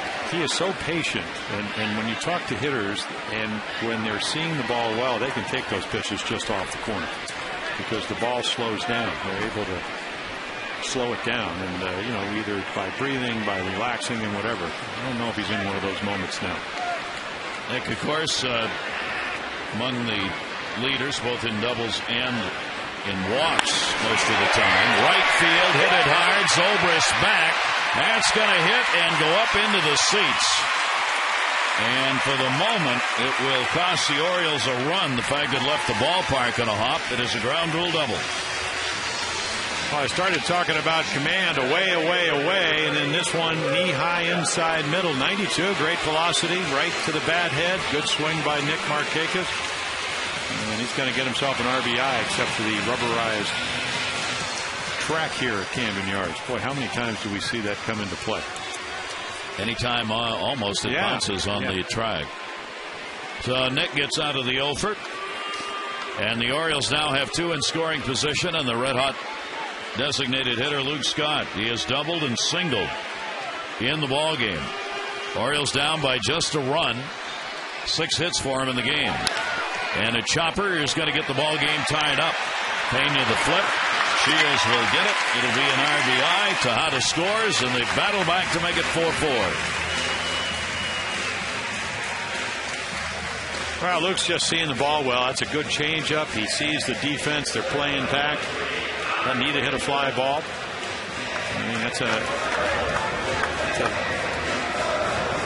point where Shields makes his pitch, Luke makes his place, but because of the bad pitch to Markakis, able to tie the ball game up. 34 RBIs for Luke. And a runner at third is Nick Markakis with 2 down. Go ahead RBI. Opportunity for Wigginton. He filed it back. Wigginton today, 4th inning.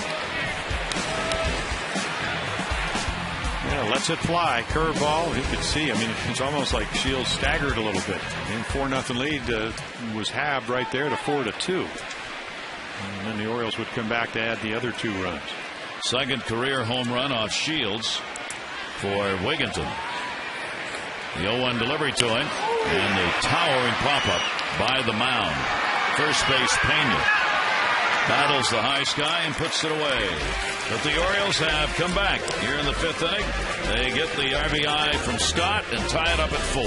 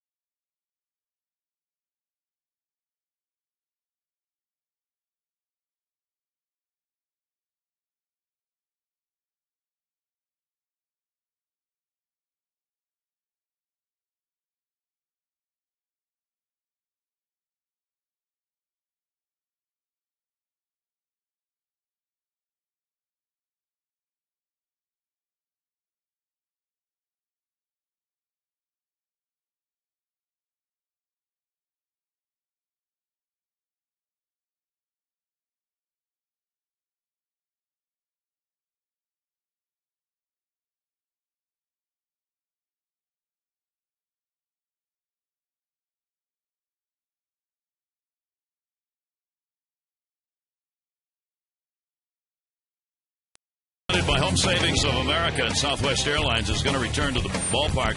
That'll be on Saturday with the Twins in town. One low price, a reserve Utah Street bleacher seat, the exclusive 2110 t-shirt. Nick and Adam will have some baseballs for the crowd between innings and special promotions, prizes, and more. Space is limited. 888-848-BIRD, Orioles.com. B.J. Upton. So the Orioles, those hitters, getting the job done. Tied it up, and Bergeson, who has a walk and 7 strikeouts, now back in the game. Yeah, a lot of early damage. Longoria with the first one. The lefty's doing. Ibar, as he did last night. You need to get Upton out. Much better hitter on the road at home. Not happy with that call, and it's 1-2. He has struck out and grounded out. Upton, Brignac, Kelly Shopping, bottom third of the order. Yeah, he's not happy Joe Madden asked him to bunt in the first inning. He'll get over it. Maybe. Or he'll watch a few games. Well, it's that. A 1-ball, 2-strike count on him. And that's going to be a base hit into left field. Boy, he 9-ironed that one out there. So a leadoff single here in the 6th inning. So now if you're Joe Madden, you have some options. He can run bases, 25 out of 31 in the stolen base attempts. They don't run a lot on Brad Bergeson because he's quick to the plate. 4 out of 5, though. So we'll see. Fox doesn't throw as well as Wieters, who's on the DL, or Tatum, who's on the bench. Reed Brignac, 2 singles in this game and an RBI. He's got 4 hits and 8 at-bats in the games he's appeared in this 3-game set. Upton, it's a pretty good lead over there. He was leaning and gets back in with his fingertips. Yeah, he gets that front leg, that right leg, and it almost pivots it towards the second base bag. And again, the This is usually right about there is when you're having that big lead, and he's going to creep out there. And you can see him leaning, so hold the ball, hold it. He is 5th in the league in stolen bases. Juan Pierre, the leader, with 34. Carl Crawford, Rajah Davis, Brett Gardner, and then Upton, all grouped together. And Jason Birkin in the bullpen. 88 pitches thrown by Brad Bergeson in the game. Brignac will take it inside, ball 1. Tejada's moved in at third base, at least on that pitch. Brignac does not have a sacrifice this year. Yeah, you were talking about it last night. A lot of times managers will not run early in the count unless they really know they can have it, because they want to keep that first base hole open. 3 throws over. And of course, you have to be concerned about him. You have to make sure. One thing about Brad, he's pretty quick to the plate, so it's not like he has to change a lot of things to control the running game. He just needs to make a good pitch to a good left-handed hitter. Brignac is hitting .500 against the Orioles this year. With the 2 hits he's added in this ballgame, he's now 10 for 20 with 2 home runs and 4 RBIs off Oriole pitching on the season. 1 ball, 1 strike count to him. We've got a tie ball game, 4-4. Orioles with a big win last night in 13, won it 11-10, and trying to take the series with a victory in this day game. Breaking ball will miss inside, and the count goes to 2-1 on Brignac. Orioles had not had a home run since the All-Star game prior to last night, and they ended up getting the 4 off Garza. Orioles had only 6 runs in 4 games prior to last night. They got 11. 4th throw over. Upton back to the bag. Well, it's like the Texas series in Texas. They won all 4, and they hit 8 home runs in those 4 games. And today, what turned this game around, at least to this point? The home run by Wigginton. 2-1 delivery. Runner goes. Here's the throw, and not in time. Actually, a pretty nice throw by Jake Fox. Haven't seen him throw a lot. It's just a little bit on the short side stop. So big lead. They call the pitch a strike. And watch Jake stay long enough to get the pitch. A little breaking ball. Snap throw. Just has to reach across. Maybe the other side of the bag. So let's see. There's the ball. There's the tag. And he's out again. That's twice in this series they have missed calls. Exmo brought to you by H.H. Gregg. We make buying TV and appliances simple. H.H. Gregg, price and advice guaranteed. And a big play. Yep. Tie ball game. Nice tag by Astures. Didn't get the call. Potential go-ahead run now with nobody out. Here's the 2-2 delivery. That was his job to get him over. Wigginton takes it to the bag. That's a productive at bat for Brignac, and now the go-ahead is on at third base with 1 away. Well, you're probably going to play your infield in here if you're Juan Samuel, because you have a guy with virtually no speed and a ground ball pitcher, even though he's been a strikeout pitcher today. Force him to do what he wants to do, which is get a ball in the air. So let's see if Brad can induce the grounder. Kelly Shopik has flied out and been called out on strikes. Shopik with 1 sack fly in the year. So you have to go out to Bergeson. Yeah, because you have to be aware of the squeeze, the safety squeeze. I mean, Madden, and again, your advanced reports tell you about what he does, what his tendencies are. But he's unpredictable. And I don't mean that in a bad way. It's a good way. Now, again, it's based on your personnel, and if he's going to squeeze or safety squeeze, which I don't think he's going to do here, can Kelly Shopik do that? That would be the question. Tom Foley looking on down at third. He has 1 sacrifice bunt on the year. Infield in, 1 down. Shopik will take it, and it is a strike. So great speed at third in Upton. Foley going through the signs for Shopik again. Zobrist, the leadoff batters, waiting on deck. 4 for 12 runners in scoring position, while the Orioles 0 for 8. Here's the 0-1 delivery. That'll miss inside. Fox had to ride with that one as it came inside even more than he thought it was going to. And a 1 ball, 1 strike count. Brad Bergeson a walk and tying a career high 7 strikeouts in the game. Rays 4 runs, 9 hits. The Orioles 4 runs on 6 hits. Infield stays in. The 1-1 delivery. 2-1. That's 96 pitches in the ball game for Bergeson. Yeah, he's got to throw a strike here because it's not like with Birkenup that he may pitch. I mean, he may be out of the game because Zobrist is on deck. A lot of pitches, hot day. So, but you got to execute a pitch here. Stay out of the middle of the plate. Down. 2-1 delivery, and that's outside. So the count will go to 3-1. And probably his last batter. Jason Birkin is ready in the bullpen.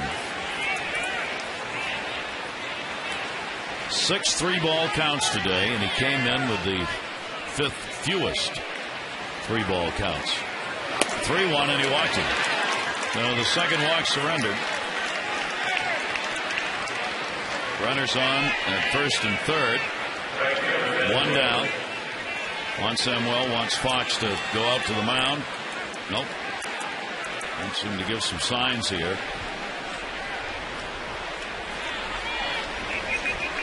Zobrist coming up. A double. 1 for 3 RBI. Brad Bergeson will stay on. Yeah, Zobrist leads their club with 6 sacrifice flies, so I'm sure he's maybe even thinking more of that. Get a ball, hit it in the right field, by the first baseman. Infield back now for the potential double play. And because of his speed, that is hard to pull off. It's going to have to be one of those tailor-made 4 to 6 to 3 or 6 to 4 to 3, or maybe even a shortstop high chopper that he takes and tags the bag, because he's got good speed and he runs hard. 1-0 delivered. Switch hitter, Zobrist, 271 right, 280 left-handed, and 4 of his 5 home runs from this side of the plate. 1 ball, 1 strike count, 1 down. Brad Bergeson trying to work through a first and third situation. Zobrist, the 1-1 to him, is going to miss outside. 2 balls and 1 strike. Zobrist has had a couple of hits, only 2 in the series, 2 for 12. Long look down to Foley at third. Upton, the lead runner, Shopping at first.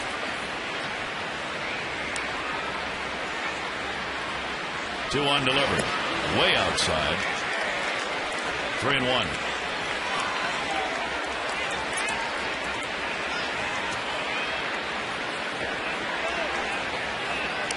Bartlett waiting on deck. 6th game of the year in which he's worked over 100 pitches. In this his 17th appearance, 15th start. And he gets that one in there. 3-2. Shopping is not a speedy runner at first base.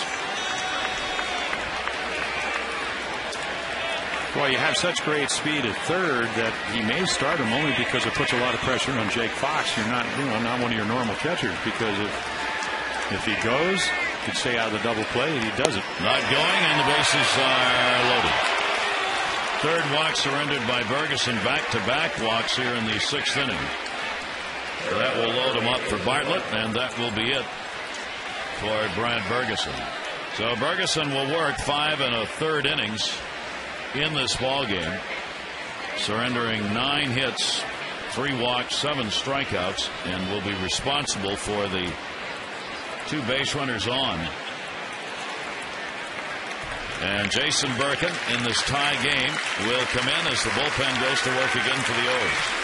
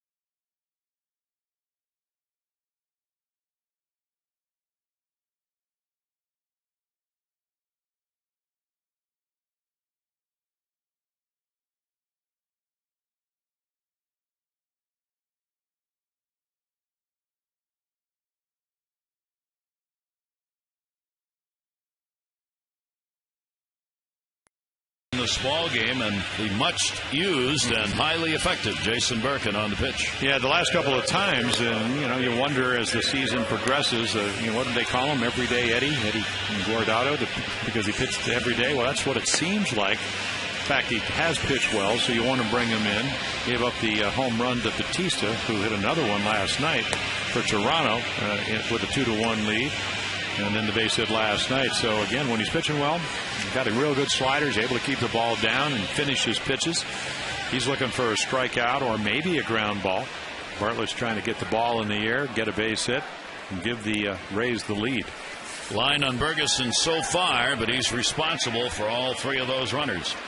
Birkin leads the American League relievers in innings with 53 2/3, ERA of 2.52, tied for 14th with strikeouts with 40 among relievers.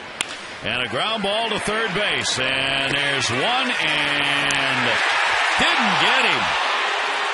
Well, see, that's inexperience, and normally if you're a third baseman, and the Orioles have been playing with a shortstop that's playing third, you're just going to go 5-4 to 3. Ball hits so sharply. But again, this is Miggy emotionally. Hey, that's the go-ahead run. We got him. And then it's a tough play for Fox because he's got to catch the ball, clear the runner. But that's your conventional 5-4. So one pitch could have gotten you out of the innings. And credit to Jason Bartlett, because if he doesn't run hard, he's not going to beat this out. Now bases are loaded, and Longoria gets a chance. 2 down. And he takes the pitch for a ball. Longoria has homered, doubled, and struck out. RBI and a run scored. 14 home runs on the season. Shoppett, Zobrist, and Bartlett, the base runners here in this tie game. Birkin's delivery to him is going to miss down low. No place to put him. Nope. 2 for 8. Longoria, lifetime off Jason Birkin. Yeah, but what is he when he gets the hitting count at 2-0? We've already seen a home run, double. And he's going to look for his pitch. Got the glasses on. 2-0 delivery to him, and a good pitch. Well, see, this is what we were talking about with Birkin. When even last year, on his way to 6-12 as a starter, when he pitched well, he could finish his pitches. And when he finishes his pitches, they stay down. He's got the slider. We've already seen that. And a good running fastball. Longoria with a 2-ball, 1-strike count. And now 3-1. So Birkin with no place to put Longoria, and the game tied. Got to find a strike. Well, that decision by Tejada really gave them an extra out. Yep. I mean, it's not never going to go on the board as an error, but Longoria 6th in RBIs, 5th in extra base hits, 8th in total bases in the American League. 3-1 delivery to him, and walked in a run. So Longoria will get credit for the RBI and a go-ahead one. It is 5-4 Rays on a bases-loaded walk. And that run will be charged to Bergeson, and that's going to be it for Jason Birkin. With Pena coming to the plate, you have to believe Juan Samuel's a little concerned about overuse here, as well as the matchup he wants with the left-hander coming on to face Pena. A 5-4 Rays lead.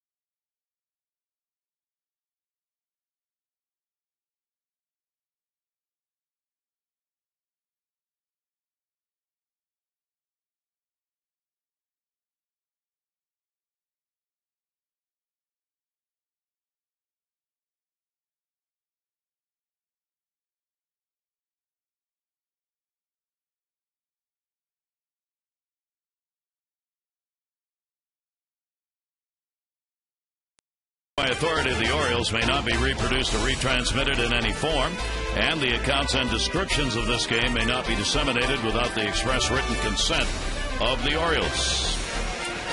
The left-hander Mark Hendrickson will come on with the bases loaded to face Pena. The last appearance was on Sunday, and then that was a game that they would have the big inning. He came in, kind of saved the bullpen that day. 4 1/3 innings, did give up 3 runs, 4 strikeouts. So you bring him in. He's not really a matchup guy. Lefty's hitting 338. They're 26 for 77. Pena with good numbers on him, but it looks like, at least to me this year, they're the numbers we were talking about. 6 for 16 with a home run, 5 RBIs.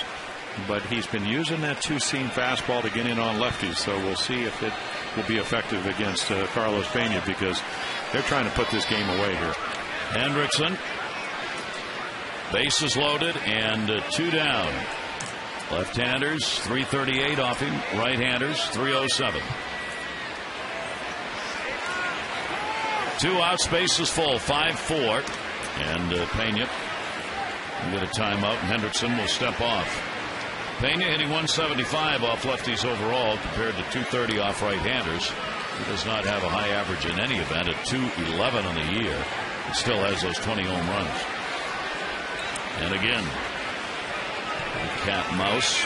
Hendrickson makes him wait. Pena with 20 homers, 6 behind the lead leader Bautista, 5th in the league. And down to first base. Wiggins got it. He'll go to the bag. Hendrickson to the pitch, gets it done. 1 run in on the bases loaded walk, and Tampa Bay goes on top by 1.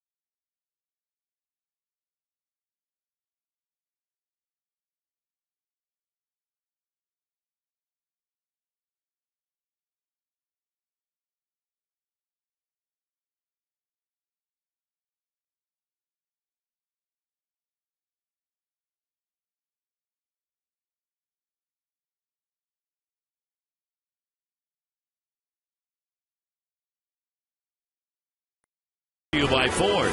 Your local Ford dealer invites you to experience Ford like never before. Ford, drive one. And by H.H. Gregg. We make buying TVs and appliances simple. H.H. Gregg, price and advice guaranteed. Temperature in the low to mid-90s in the Baltimore area today. Some overcast moving in. Foam finger day. I'm not going any further with that. Well, it's either the box score. Either that or the breeze. Yeah. Luke Scott, another good night. Wigginton with a home run really changed the game for the Orioles, as they had not scored till he homered. So Adam Jones going to lead it off. Fox with a double. It looked like it was going to be a breeze for James Shield, but that has changed. He had a big lead to work with in the ball game, 4-0. The Orioles got 3 in the 4th to make it 4-3, and then tied it up in the 5th. And in the 6th, the go-ahead run on a bases-loaded walk charged to Brad Bergeson, even though Birkin issued the walk.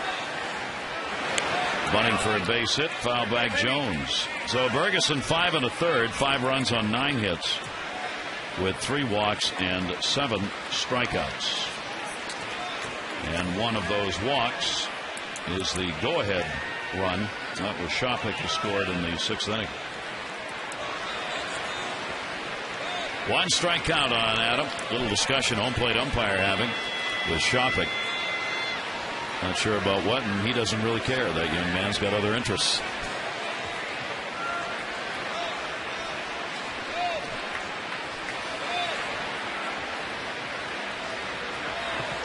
Look at that number. Usually that's when the pitcher has your number. 0-1, that's when the numbers go down. Great pitch right there, and a 2-strike count. Yeah, you look at Shields, 0-1, they hit 178, and when he gets behind 1-0, it's up all the way up to 321. That's about a 130-point difference. He has some interesting numbers. Yeah, he really does. Lots of them. And he's going to give you your 200 innings. At least he's done it the last 3 years. If he stayed healthy. 0-2 delivered to Jones. Fisted him. Oh, well done. Longoria. That's why he got the Gold Glove. That's a base hit into left field, and that's a hanging breaking ball. Shields does not make a good pitch with 2 strikes, and then right here, look at this range. This is a shortstop, and if you don't think that helps your pitching, first guy 50% of the time they score, or 48% of the time when the first guy gets on, he snuffs that out with a great play. I think it's the Sox, the left side of the infield, showing Sox. Well, it's worked for Bartlett and Bartlett both. Now the right side's got to get involved, Brignac and Pena. Yeah, see, but Brignac, after he made that brilliant play to start the game, there you go. Longoria again off Fox. These are the wrong guys. Hit it the other way. Everything's been to the left side on the ground. Join Nick and Christina Marquez for the Right Side Foundation's second annual 5K run and 1-mile fun walk. It'll be in Patterson Park on Sunday, August 8th. Proceeds of that race benefit distressed children throughout Maryland. It'll start at 6 in the evening following the O's home game against the White Sox. To sign up, rightsidefoundation.org. Or you can call 410-308-1870. That's coming up August 8th. Lugo off the glove, and Lugo's going to reach. So the Orioles finally find a way to get on, hitting the ball on the ground to the left side of the infield.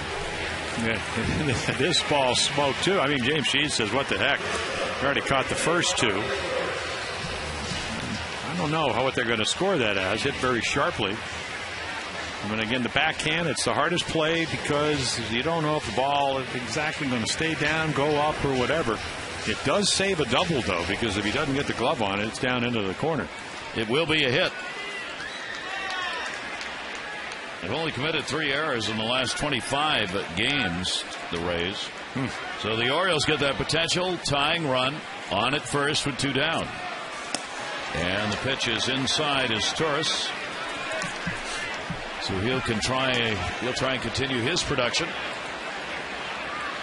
from the bottom part of the order. 2 down. Makes that play on Jones to start the inning by Longoria look even bigger. That'll be popped up. Longoria going back. Bartlett coming over. Longoria with his back, and Bartlett will make the catch with a slight collision with Longoria. So it still goes to the left side of the infield. No runs, 1 hit, no errors, and 1 left on.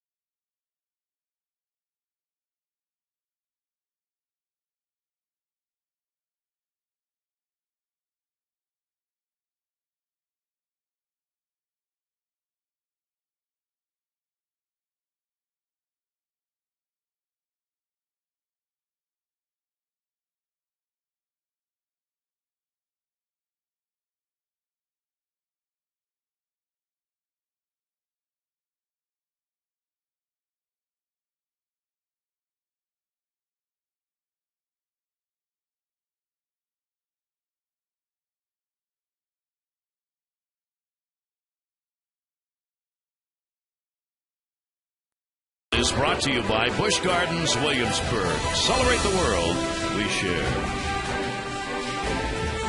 Mark Hendrickson came on to get the final out in that last inning and will remain on here as we go to the 7th. Saw the line score. Good one. As the Orioles have battled back once, they're going to need to do it again, trailing by 1. Being out hit 9-7 by the Rays so far in the game. Joyce. Kapler is going to come up and take his spot. And will foul it off. So Joyce out of the ball game. The left fielder had a double in 3 times up. And now Kapler on as a pinch hitter. Yeah, we saw him last night. Came in. Actually, the game went so long, 13 innings, that he got 3 at bats. And that's what he usually does. Hits against lefties.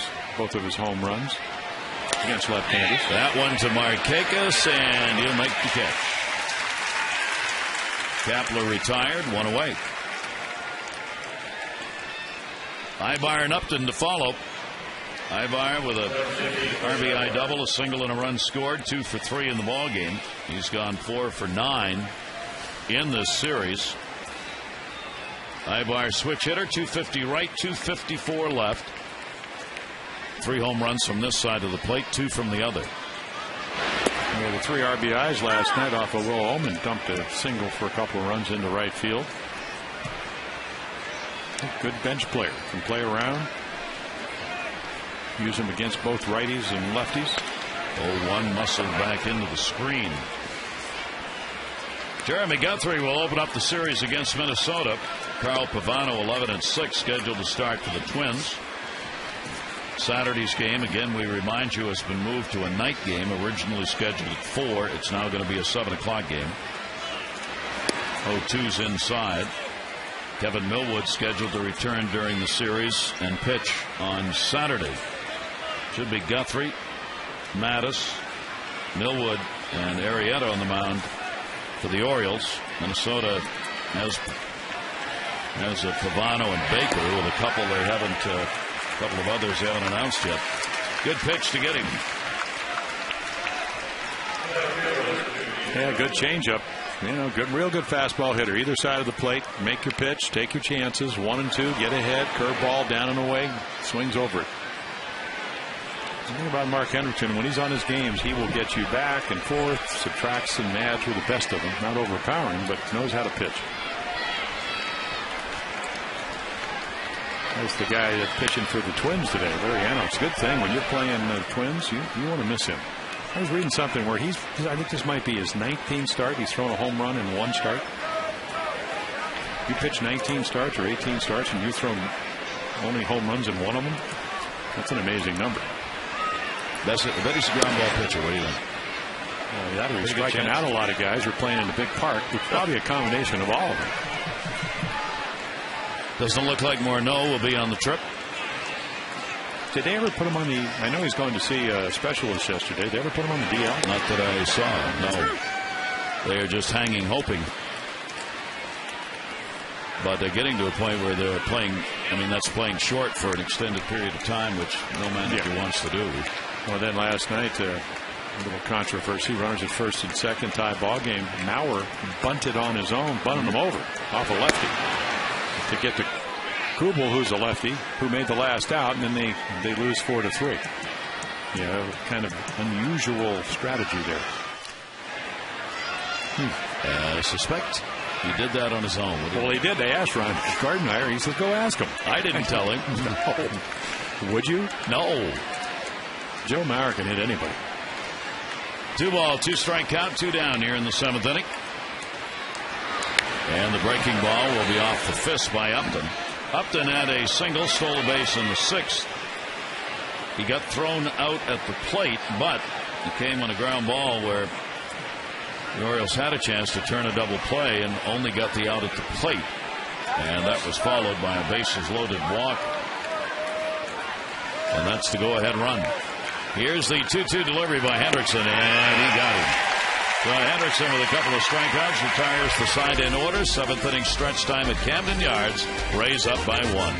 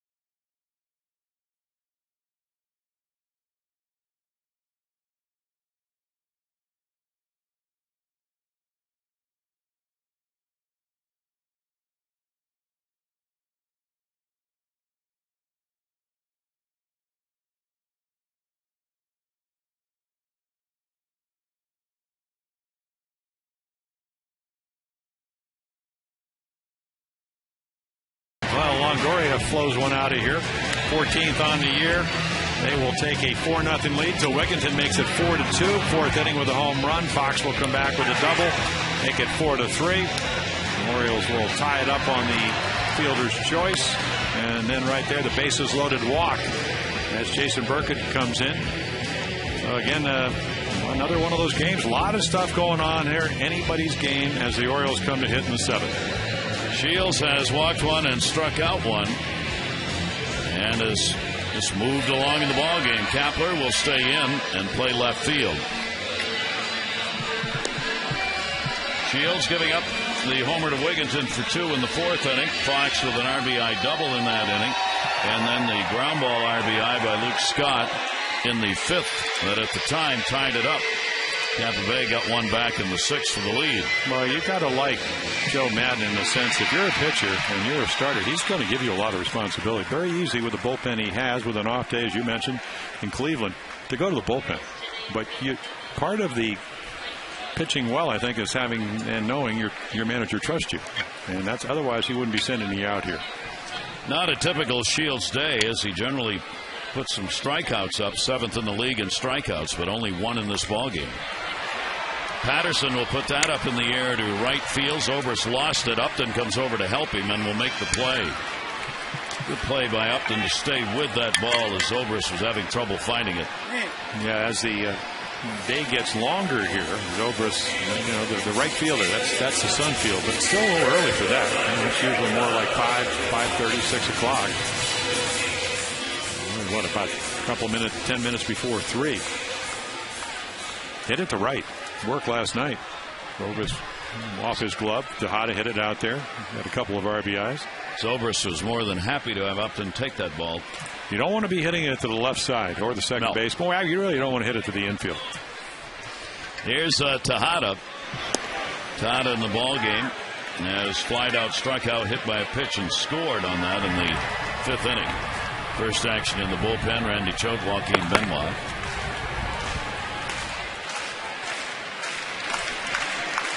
The 0-1 delivery to Tejada. Jammed him and fouled it off. Keep in mind that Shields is trying to get himself back on a winning track here for this ball club. And he has had his struggles of late. Good numbers, as we showed you on the road. But has lost 8 of his last 10. And that's a base hit. Tejada gets the single, and the Orioles again get the potential tying run on with 1 down. Find the latest gear at the official online shop of the Orioles. Large online selection, official caps, t-shirts, jerseys, collectibles, and more for the whole family. 24/7, you can do it. Get your gear at the official source, the Orioles.com shop. So that will be it, as Tejada's single will take the starter Shields out of the ball game. He will leave with a chance to be the winning pitcher, and Randy Choate will come on to do the pitching, a 5-4 Rays lead.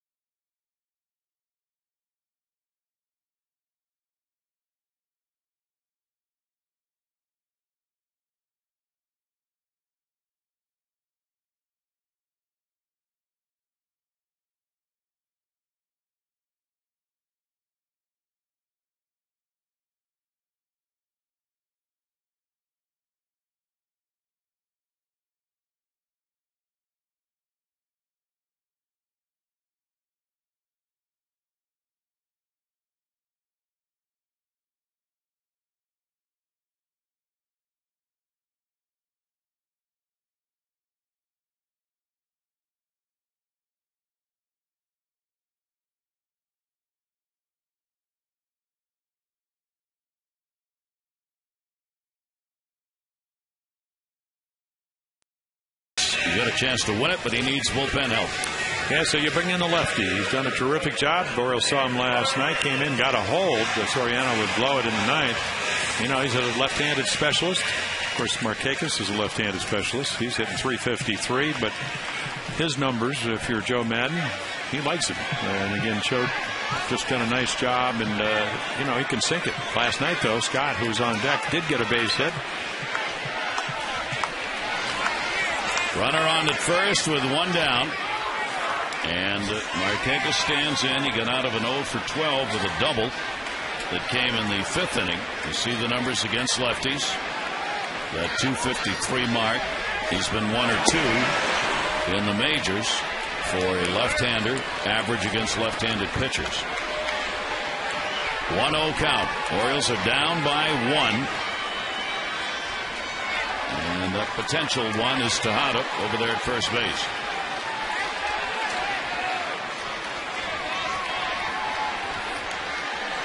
One 1-0 delivery. And that will miss inside, and Markakis gets ahead on the count 2-0. In the majors, Nick is 7th in making contact on swings when a pitch is in the zone. He's 91.4% of the time. If he takes a swing on a ball that's in the strike zone, he will make contact. And that's the 7th highest in the majors. That is on the inside corner for a strike, and it will go to 2-1. You can see from the velocity, it's not about that. It's about location, movement, deception, because he does throw really almost sidearm, comes right at you if you're left-handed. Righty's hitting .471 off him, so obviously he's a specialist. Most of his appearances are for one batter. Went for the outside corner and missed it. So Markakis gets ahead on the count, 3 balls and 1 strike. Bottom half of the 7th inning, the Orioles trying to do what they did last night, and that's battle back and get another win. Took 13 innings last night to pick up the victory, but they did it.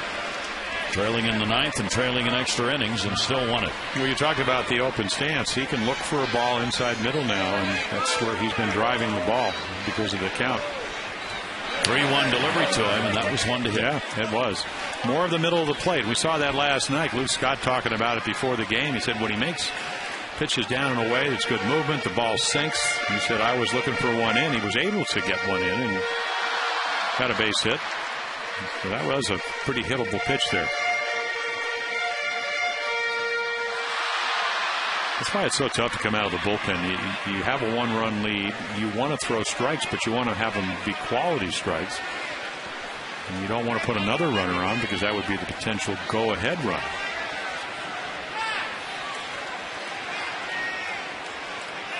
(3-2). Runner not going.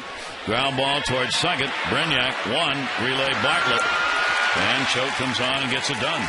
No runs, 1 hit, no errors, and nobody left on base. 7 complete. Our day game from Camden Yards.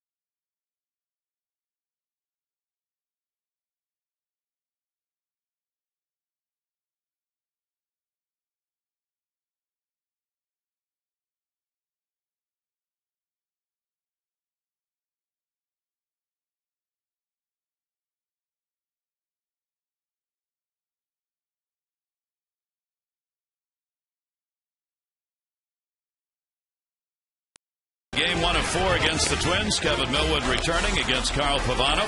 Our coverage on Masson HD begins at 6:30 with O's Extra, presented by your local Ford dealer, followed by game coverage at 7. All the access you need right here on Masson.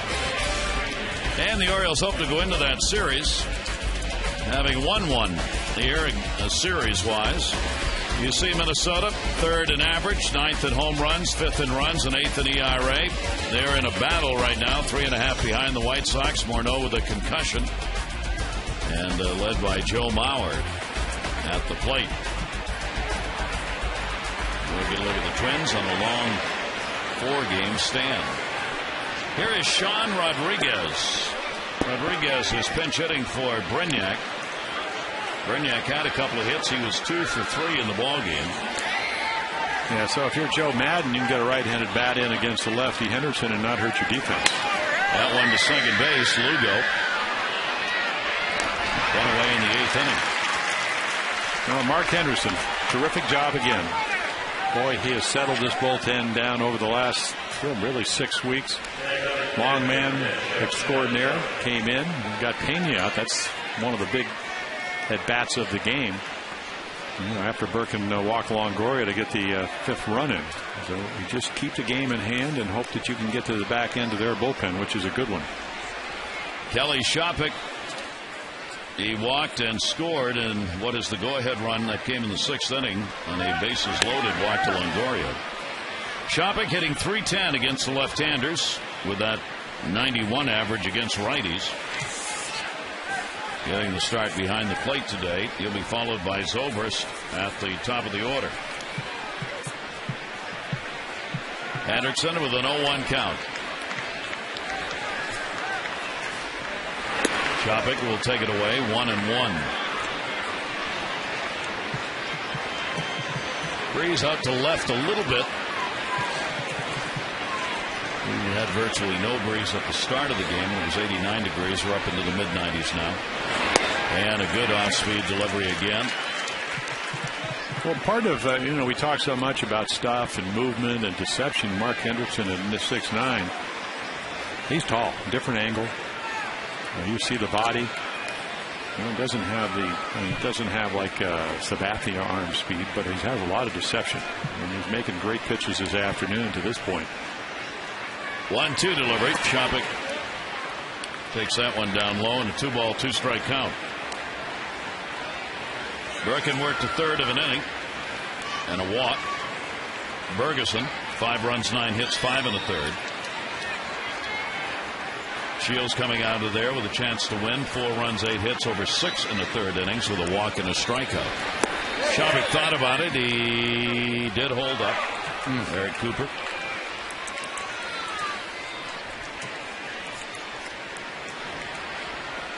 Oh, that's such a swing. Oh, Eric.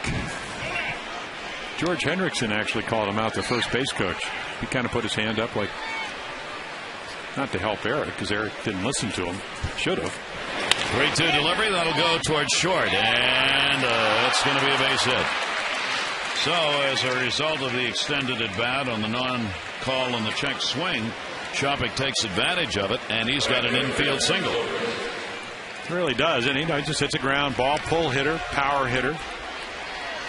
And once you go to 3-2, a little more of the plate. First infield hit of the season for Shoppach. He's on with 1 down, and the top of the order. Zobrist, a walk, a double, an RBI, officially 1 for 3. And fouls that one a mile back over the screen. Zobrist 271 right-handed, 280 left. Tampa Bay trying to add to their lead here in the 8th. They've got 10 hits in the ball game now, out hitting the Orioles 10-8. They have stranded 5. The Orioles stranded 8. The Orioles have left 5. 4 of those in scoring position. Here's the 0-1 delivery to him. He'll take it. It's a strike. So Zobrist quickly behind on the count, 0-2. Well, he was their MVP last year with a 27 home run. Played 7 different positions. Most versatile player. Yep. Played himself into a starting role here in Tampa. 0-2 delivery will be a pop-up. Fox. He's got it. Well, there are 2 down in the 8th. Time to text in your vote for the AT&T player of the game. Kevin Longoria. He's had a home run, a double, RBI, a couple of them, and a run scored. Ty Wigginton in the ball game. 16th home run, good for 2 RBIs. And Luke Scott, a double, single, RBI, and a run scored. Text in your vote, A, B, or C, to 51862. Good job by Hendrickson. Now there are 2 down. And here is Jason Bartlett. 258 hitter off lefties, 236 off righties. Bartlett a walk, struck out twice, and a fielder's choice. There's that big change-up breaking ball that's in there for a strike.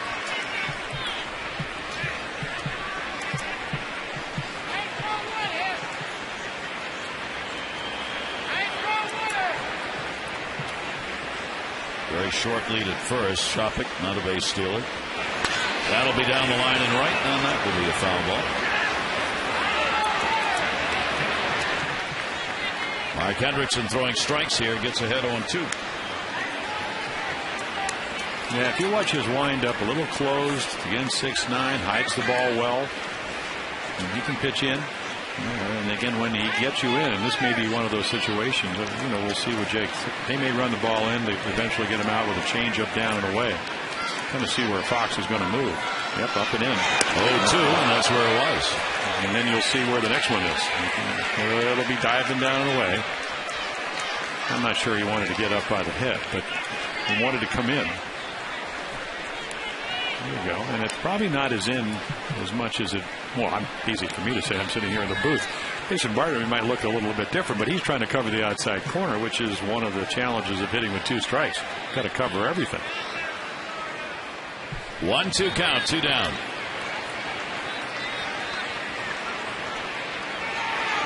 And that one in the dirt.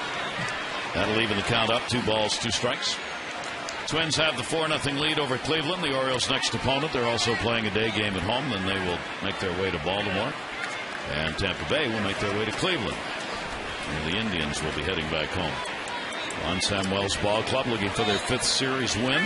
If they can get this game today in this rubber match. Against the Tampa Bay team that's gone 24-13 against the East. They've got the best record against the division opponents. And outside. Good eye. He leaned and watched. And the count's full. 3-2.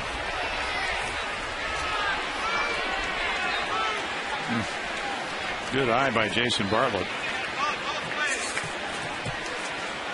But Longoria on deck. Yeah, nobody up behind Hendrickson. 3-2. Runner goes. In the air. Center field. Jones back. And he's got it. Good job by Hendrickson. No runs, 1 hit, no errors, and 1 left on. Bottom of the 8th coming in a 1-run ball game.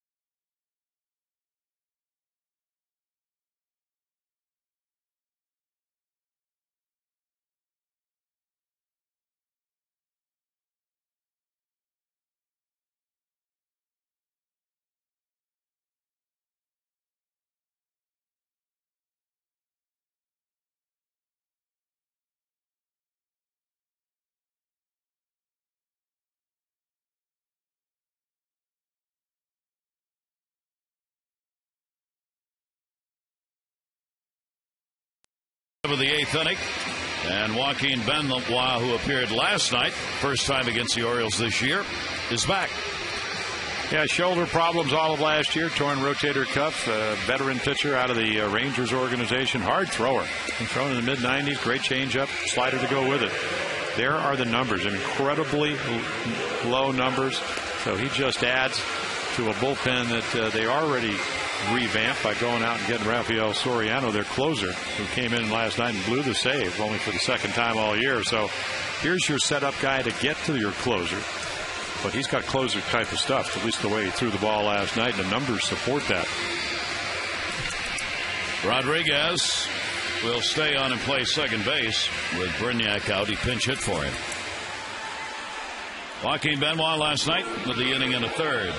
And the Orioles here in the bottom of the 8th inning will have Scott Wigginton and Jones coming up against the reliever. Benoit, left-handers 116, right-handers 107. A couple of home runs by lefties and one by a right-hander on the year. Good ball game, one-run games, as last night's was, of course. The Orioles 15-13. Tampa Bay now 15-15 in one-run games. Tampa Bay's had a very good month of July so far, 11-5 after a month of June where they struggled a bit and have played 500 baseball since the end of May. Yeah, you were talking about it, what, 32-12, and since then they've been right around 500 after going 11-14 in June. Lost a 6-game lead in the division. Luke Scott after the one-up and a 1-strike count. Luke with a double, single, run scored, and an RBI. 6-game hit streak for him. And he now has had 6 hits in 11 at-bats since coming off the DL. Boy, you just like to get Luke hot, because when he gets hot, he gets relaxed. And what does Benoit says? You know what? I know you're a fastball hitter. Here, hit it. And he swung through it. The 0-1 again. And there's another one. See, you got to know, and of course you have the advantage when you're in your early 30s of kind of knowing what you do best. Now, he's got a real good changeup. The Royal hitters know that, but they also know that he's got great late life on that fastball, and he's going to make you be aware of that. Shift on against Luke Scott. Second baseman way back, Rodriguez in right field. Here's the 0-2 delivery to him. Again, came right in at him, and it'll stay at 2 strikes.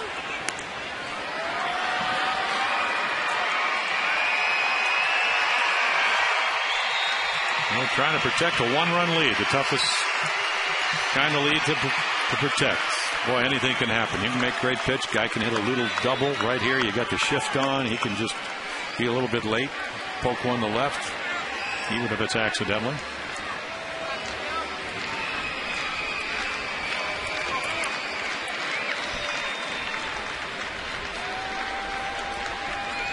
And here's the 0-2 delivery to him. Breaking ball will miss down low. 1 ball, 2-strike count. One thing you can count on when the campers are here, the kids, the noise will start before the first pitch, and it won't end. It won't end. Period. Well, you know, when I played A-ball, we played a doubleheader in Duluth, Minnesota. 13-hour bus ride. Got into Winnipeg for a 1 o'clock game, and it was whistle day.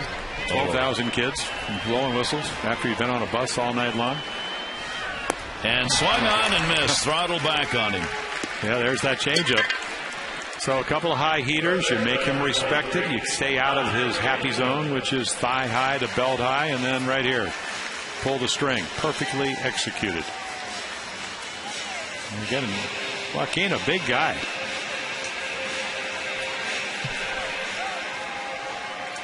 You can see that pitching can put a lot of stress on your body. Shoulder, knees, back, sometimes your head. Really be stressed up there. 1 down. Here's Ty Wigginton. And Wigginton will take the slider outside for a ball. Ty with his 16th home run, good for 2 RBIs. He is 1 for 3 in the ball game. And one swing of the bat here by one of the Orioles' power hitters. And knock this thing up again. Benoit's delivery, another breaking ball. That's going to be a called strike.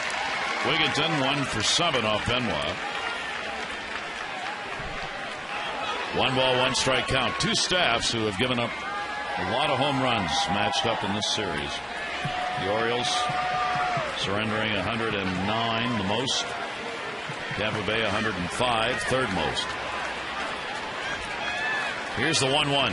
Wigginton had to wait on that a little bit, fouled it off. 1 ball, 2 strike count.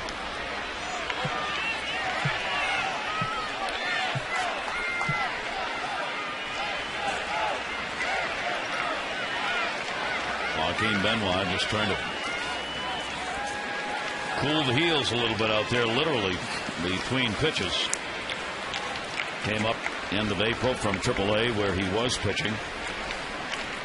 All the runs off him, solo home runs, 3 of them this year. Here's the 1-2 delivery to Wigginton, and the fastball will miss. 2 balls and 2 strikes. A couple of former Oriole names in the news. Melvin Mora had himself a Tuesday night, 5 RBIs. That equaled the amount he had over the first 34 games. Good for Melvin. He's the only player at the age of 38 to have a 5 RBI game this year, except for Greg Zahn. Zahn had one back in April for Milwaukee. Down to third. That is off the bag and a base hit.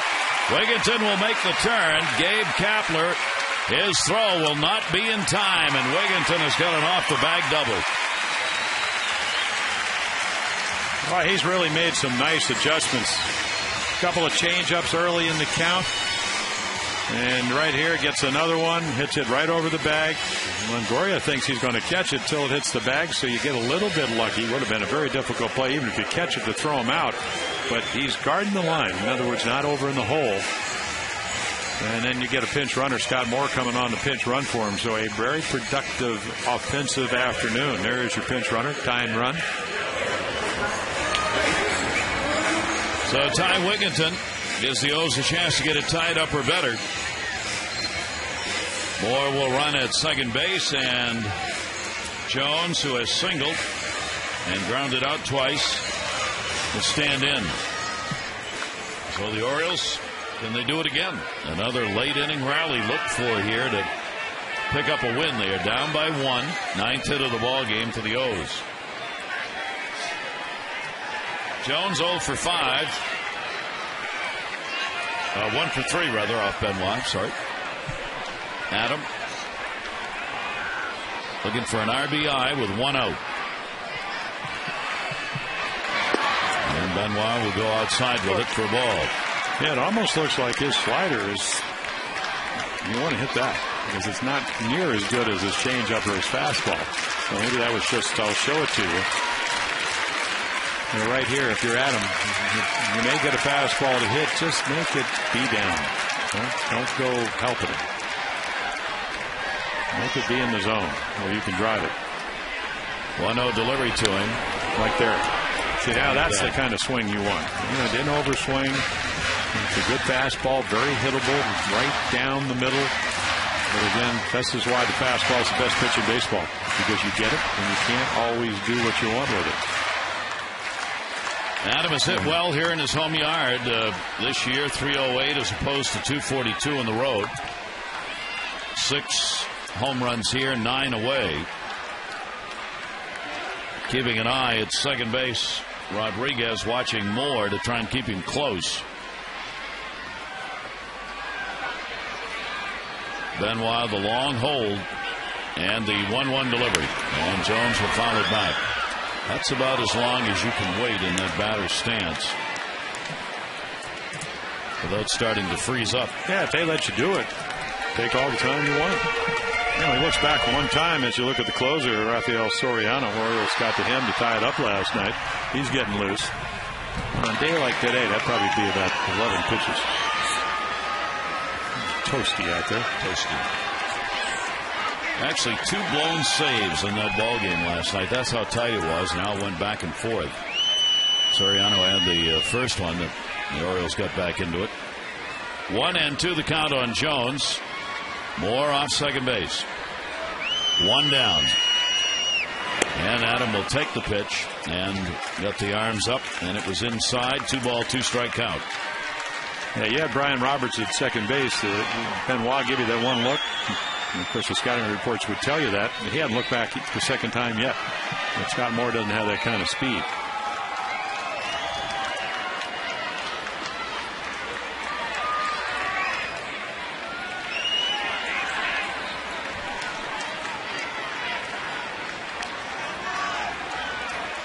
Good lead now at second by Moore. 2-2 delivery. Jones towards short. Again, going to go for the lead runner. Longoria the tag and got him. Bartlett had that play in front of him, and Moore took off, which you usually don't do. Yeah, you don't want to go into the dugout. You just broke the cardinal rule. Ball's hit to your right, you stay where you are. Hit to your left, you advance. I mean, this again, a very heads-up play by Jason Bartlett. There is the tag on the forearm. H.H. Gregg, Expo, either way. Fast forward, take it back. You just don't do this. Again, nice throw and tag by Longoria and Bartlett. So PA will come on to pinch hit for the catcher, Jake Fox, who had a double RBI, 1 for 3 in the ballgame. A very costly base running mistake as it takes that lead runner off the base paths. Yeah, that, and then just the decision by Tejada not to turn the double play, but to come home. Eventually, that's at least to this point, the go-ahead run. Just the little things. That's all it takes in one-run games. PA has no at-bats as a pinch hitter this year, but he has come back with a hot bat. Jones on at first base, fielder's choice. PA on the off-speed delivery, way out in front. PA hitting .310, 2 homers, 4 RBIs. This is just the 18th game that he has appeared in. He's got 4 doubles and a triple. And you saw the changeup, and the changeup is all about deception.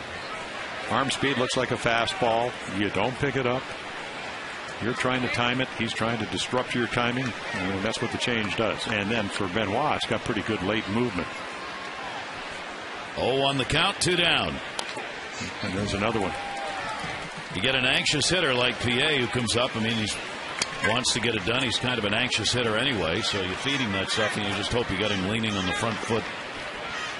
Yeah, and you're trying to time it. You're trying to get that front foot. Hands are going back. But if you can't pick it up, and again, the arm, you think, a good changeup, it looks out of your hand the same as a fastball, and that's why it can be so effective. That's why it slows the bat down. PA now behind on the count, 2 strikes.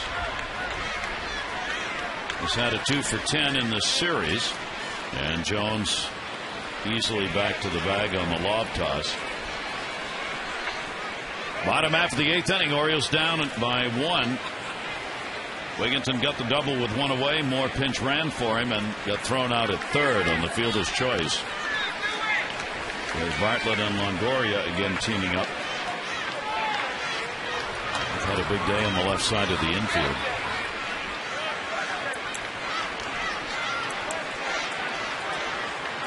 Two-strike count. And they got enough to keep the at-bat alive. 19,286, 19,286. The announced attendance for our day game. The noontime affair here at Camden Yards. And a lot of youngsters from the camps, day camps, on hand for the ball game.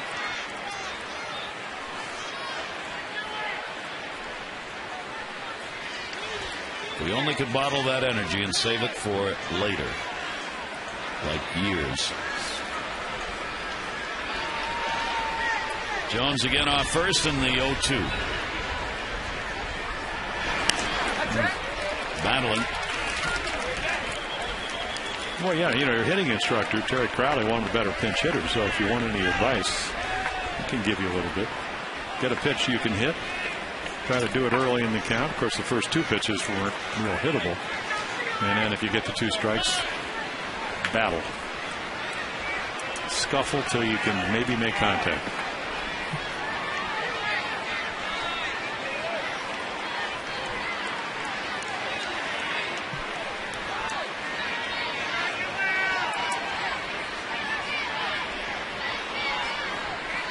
Again, the 0-2 delivery, and again, this time Chad Fairchild took a piece of that. Must be these games. Last night it was Mike Riley. Late in the game, a couple of shots off the mask in a 13-inning ball game. And now late in this one, to Punk. No, I think that might have gotten Shabik. And then ricocheted off him, yeah. Off Fairchild. I mean, the ones that Riley took last night were square. Yep, right off the mask. Yeah. Bing, bing. It's like a pinball machine. Well, now you know why you wear the helmet if you're a catcher and an umpire. Umpires usually just have the hat on. But that got what? The top of the mask, the helmet, then the face mask of the ump. 2 for 2. Two-strike battle being waged here by PA. Jones off first base. And that battle will be won by Benoit. He gets a strikeout, his second. No runs, 1 hit, no errors, and 1 left on base. 9th inning coming in a 1-run ball game.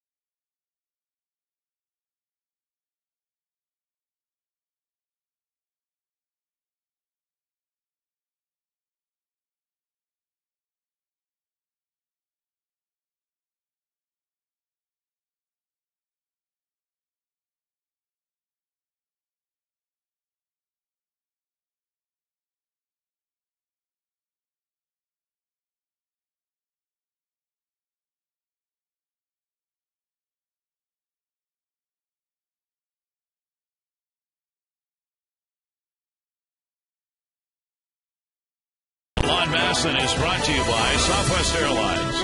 Go to southwest.com. Grab your bag. It's on. And by Mitsubishi Lancer. With Jim Palmer, WJZ's Mark Gagliano. I'm Gary Thorne. We're not playing sand beach ball, even though it looks like a good thing to do today. The Rays have a 5-4 lead as we go to the 9th inning, and David Hernandez to pitch. Yeah, pitched last night. Couple hits, or a couple innings.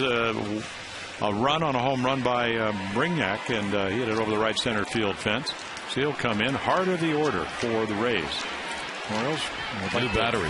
Yeah. Craig Tatum will come on to do the catching, and Moore will play first base with Wigginton out for a pinch runner. Here's Evan Longoria. He'll take the pitch outside for a ball in the 9th.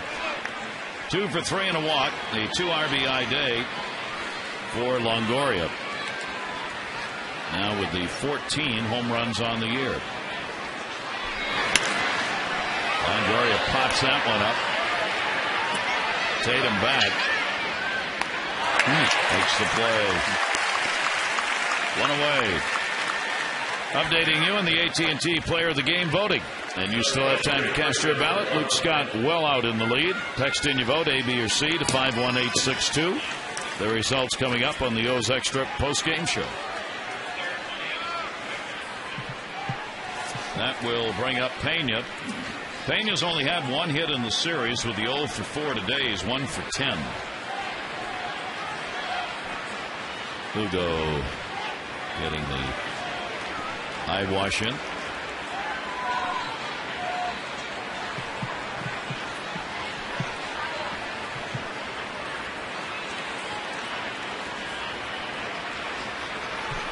Carlos Pena, dangerous always in these situations when all he's got to do is think about driving the baseball.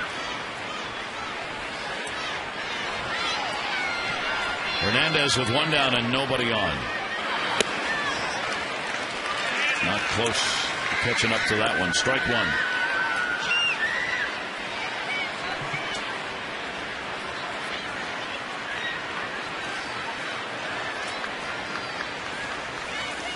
Orioles try to keep it a one-run ball game. They will have 8, 9, and 1 due up in the bottom half of the ninth inning. Hernandez stays up and in, and Pena will foul it back. David Hernandez, third game against the Rays this year. He's worked 3 innings, given up a run on 2 hits in the 2 previous games. Rays have the edge in this series, 6 games to 2. With this rubber match game today. 0-2. 1 ball, 2 strike count on Pena.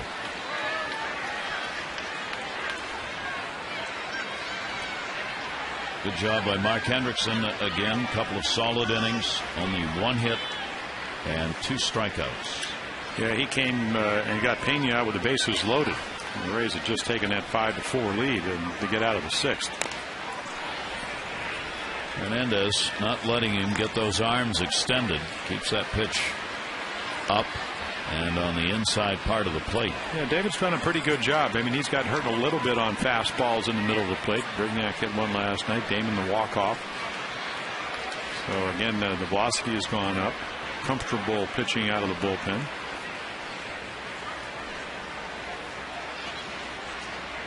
Pena, the 1-2 won't bite. And a 2-ball, 2 strike count. Kapler waiting on deck in the 9th inning.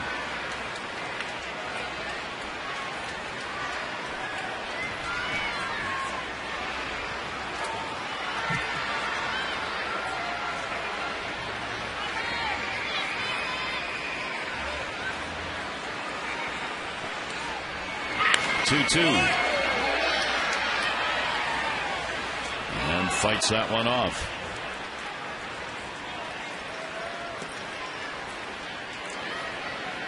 Pena looking for the long ball here, and Hernandez just trying to keep him from being able to generate that power swing that he is so effective with.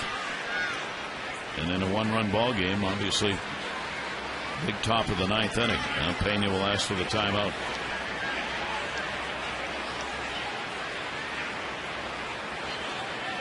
Pena's had 8 home runs lifetime in this ballpark. .265 hitter here. Just missed. Hernandez wanted that call, didn't get it. Varied up on him that time. Off-speed pitch away. Now take a look. This ball may have just come around the plate, and you can see an inch or 2 outside. Tell you what, Chad Fairchild has done a nice job. Very consistent behind the plate today, making the pitchers throw him over. Hitters kind of have an idea of that. Now a 3-2. And Pena will foul it straight back. That was just a mano-a-mano challenge right there. Yeah, I don't know if you want to stay around the middle of the plate, but maybe kind of knee-high away. Yeah, I think I get a little concerned about that swing because that's the first one he's had a home run swing on. 9th pitch of this at-bat coming up. With 1 away. But for David, that's what he does best. Doesn't mean he doesn't have a changeup and a curveball. Came at him and got him. Yeah, just add a little. Not too many guys can do that. Went from 94, 95, 96 to 97. Got him to chase. And look at the movement. Watch this ball run. Ball probably ran 3-4 inches. Starts in the middle of the plate, and he can't get to it. So Hernandez gets the first 2 here in the 9th inning. And here's Kapler. Kapler came on to pinch hit in the 7th and flied out to right field. And Kapler will take the pitch, and that's in there for a strike. And then Kapler stayed on to play in the field, so he gets a second at bat here in the 9th. 0-1 count.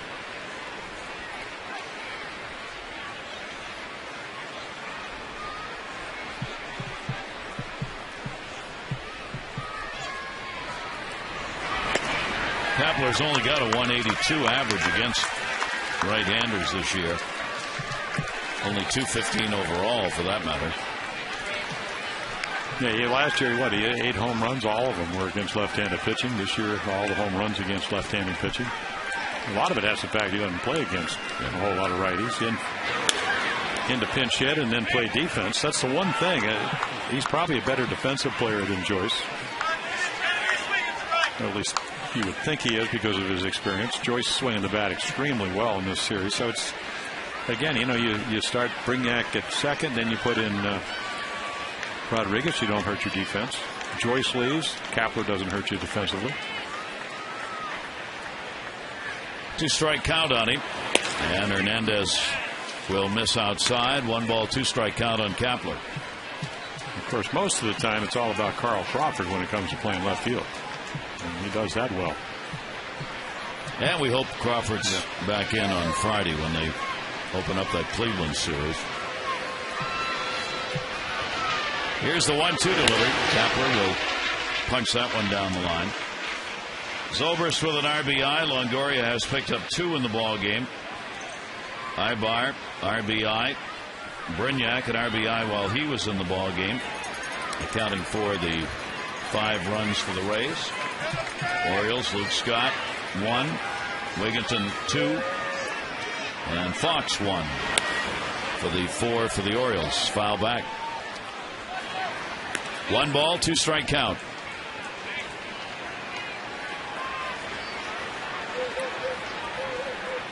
We have seen in this series how this Tampa Bay teams, you can just wear down opposing pitching. Take pitches, foul pitches off, 6, 7, 8, 9 pitch at bats. Yeah, they're doing what the Red Sox and the Yankees do. 1-2 delivery on the way, and another one foul back. Well, I think a lot of it has to do with what's your 2-strike approach. Are you going to cut your swing down, or are you going to try to use the whole field, where maybe you're trying to be more aggressive early on? So the home runs are down, but all the things that they didn't do, walks, on base percentage are up. New hitting instructor, and he's been able to get to him, Derek Shelton. And you got to get these guys to buy into what you're doing. I just kind of point around the teams you're trying to contend with and say, hey, check them out. And he's done a nice job of getting them to understand that. Most of them. A couple of guys that still are fighting the system. Kind of like salmon going upstream.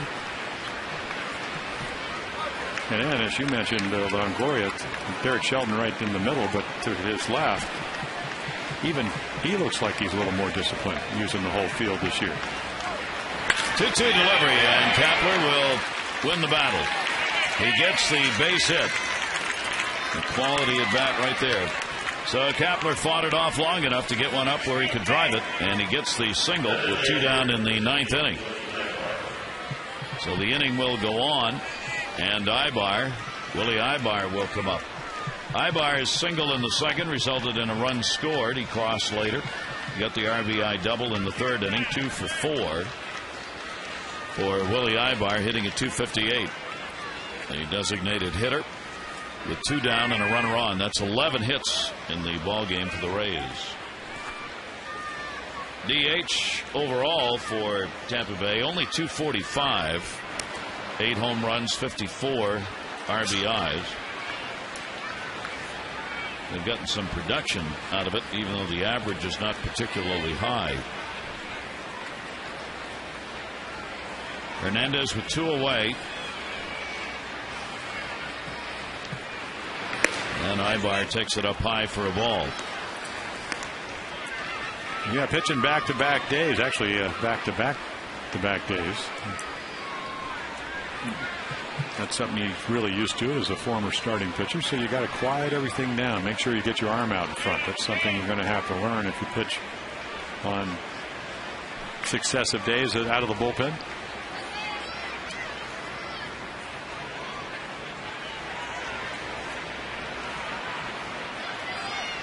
The 1-0 delivery to him and a long foul ball. Pulled that one, and the count is evened up at 1 ball and 1 strike on Ibar. He's faced David only a couple of times, 1 for 2. Moore holding the bag at first on Kapler. 1-1 delivery. Ibar breaking ball in there for a strike, 1-2.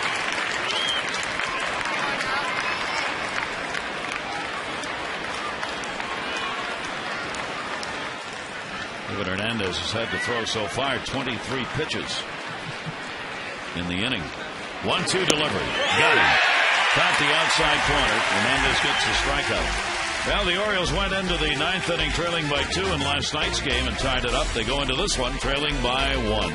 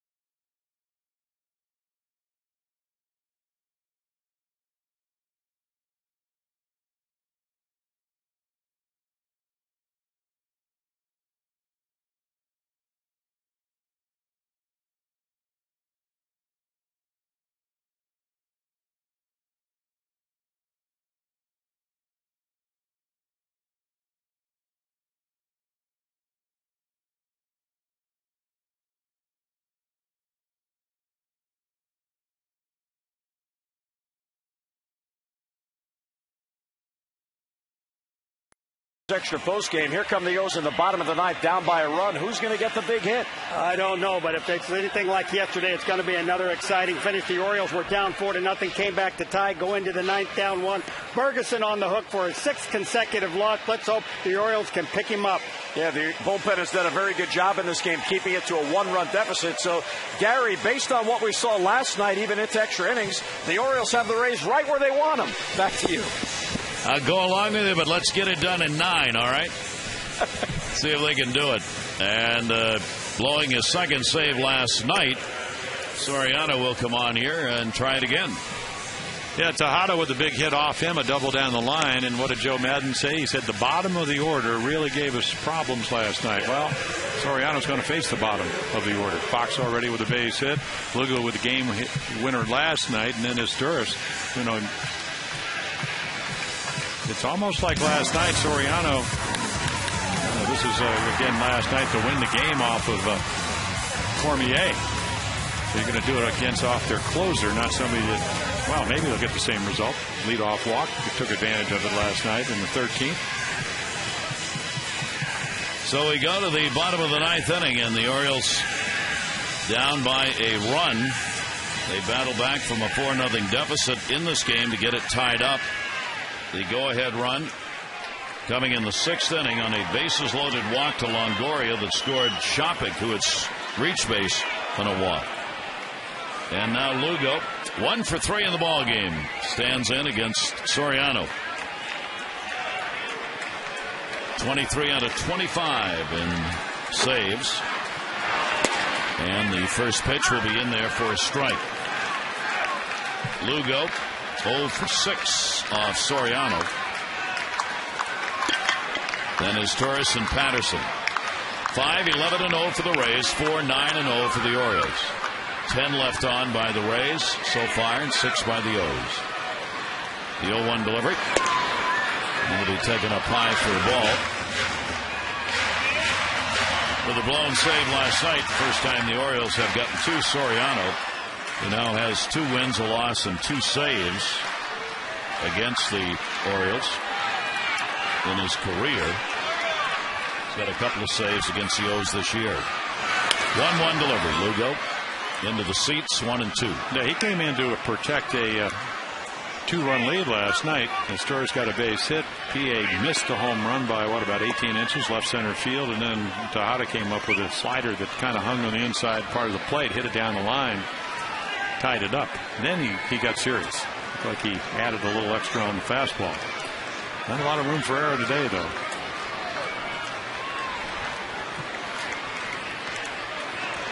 Key leadoff batter, obviously. 1-2 delivery, fouled away as Lugo will engage the battle.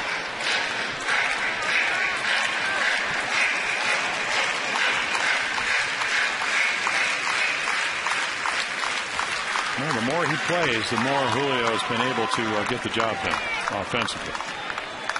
And again, a hot hitter over the last 24 games. And just missed inside as he pulled away. And a 2-ball, 2-strike count. Pretty close pitch. Yep, man, backdoor breaking ball. I don't think he tried to throw it there, but almost caught the inside corner. Sometimes you get away with that pitch.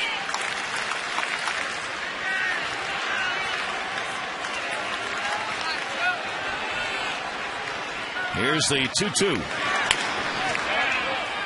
Soriano with 23 saves is third in the league in that department. Neftali Feliz of Texas with 25, tied with Joaquin Soria of Kansas City. Papelbon is fourth, tied with Kevin Gregg with 21. 2 balls and 2 strikes.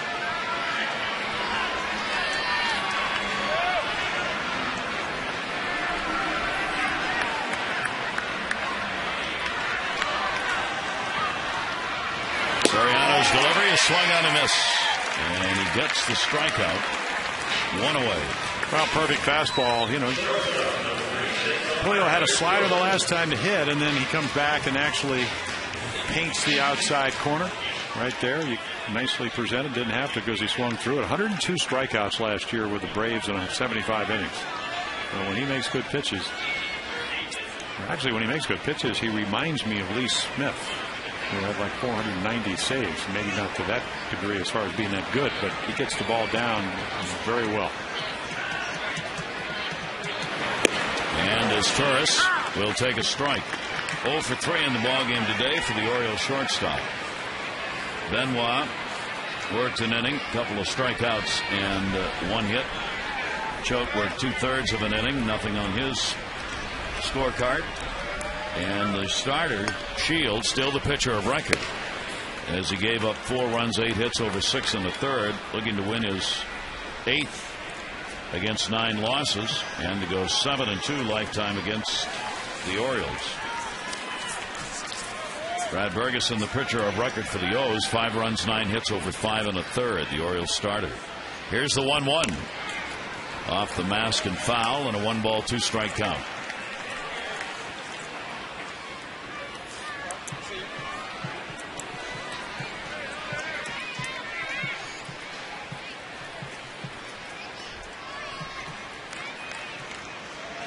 Orioles had early chances in the game with the 4 runners in scoring position that they've left. 4 out of 6. They weren't able to move around. Is Torres waiting, and the 1-2. Longoria. Hello. Well, you can't hesitate if you play third, and of course he plays it so well. It's such a reflex position. You either got to take that first step back if you think it's going to be topspin. If it's hit this way with speed at the plate, which is the case here, come on in, get the short hop. Did it last night. Boy, you really got to trust your hands and your instincts in your first step. Right there, look at that right there. Swoops down on it, big glove. Almost looks like it's an outfielder's glove. 13 of the outs Longoria and Bartlett have been involved in, either putouts or assists on the left side of that infield today. And there are 2 down. Corey Patterson, leadoff hitter for the Orioles, 0 for 3 and a walk. Boy, you would love to get him on and see if he can steal the base here.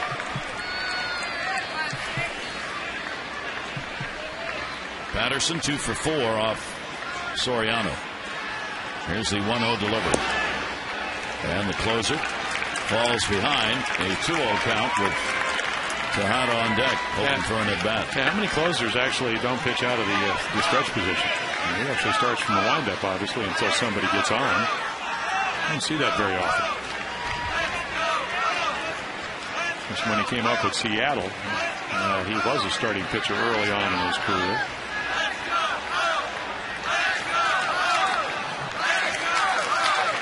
And the 2-0 delivery. Not much of a difference when he's working out of the stretch. 207 average against him when the windup 164. And he doesn't have all that many at-bats, obviously, of the closer. Here's the 2-1 delivery. To the screen. And that's it. It's in the books. So Patterson pops out, and the Rubber match will go to the Rays as they win it by a score of 5-4. Shields gets the win. He's 8-9. Brad Bergeson, the loser, 3-8. Soriano gets the save. The Twins are in town tomorrow. Kevin Millwood against Carl Pavano.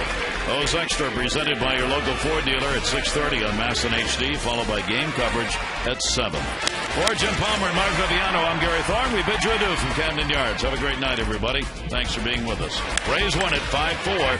This has been a Masson presentation. O's Extra, Jim and Rick, show you how it happened right now.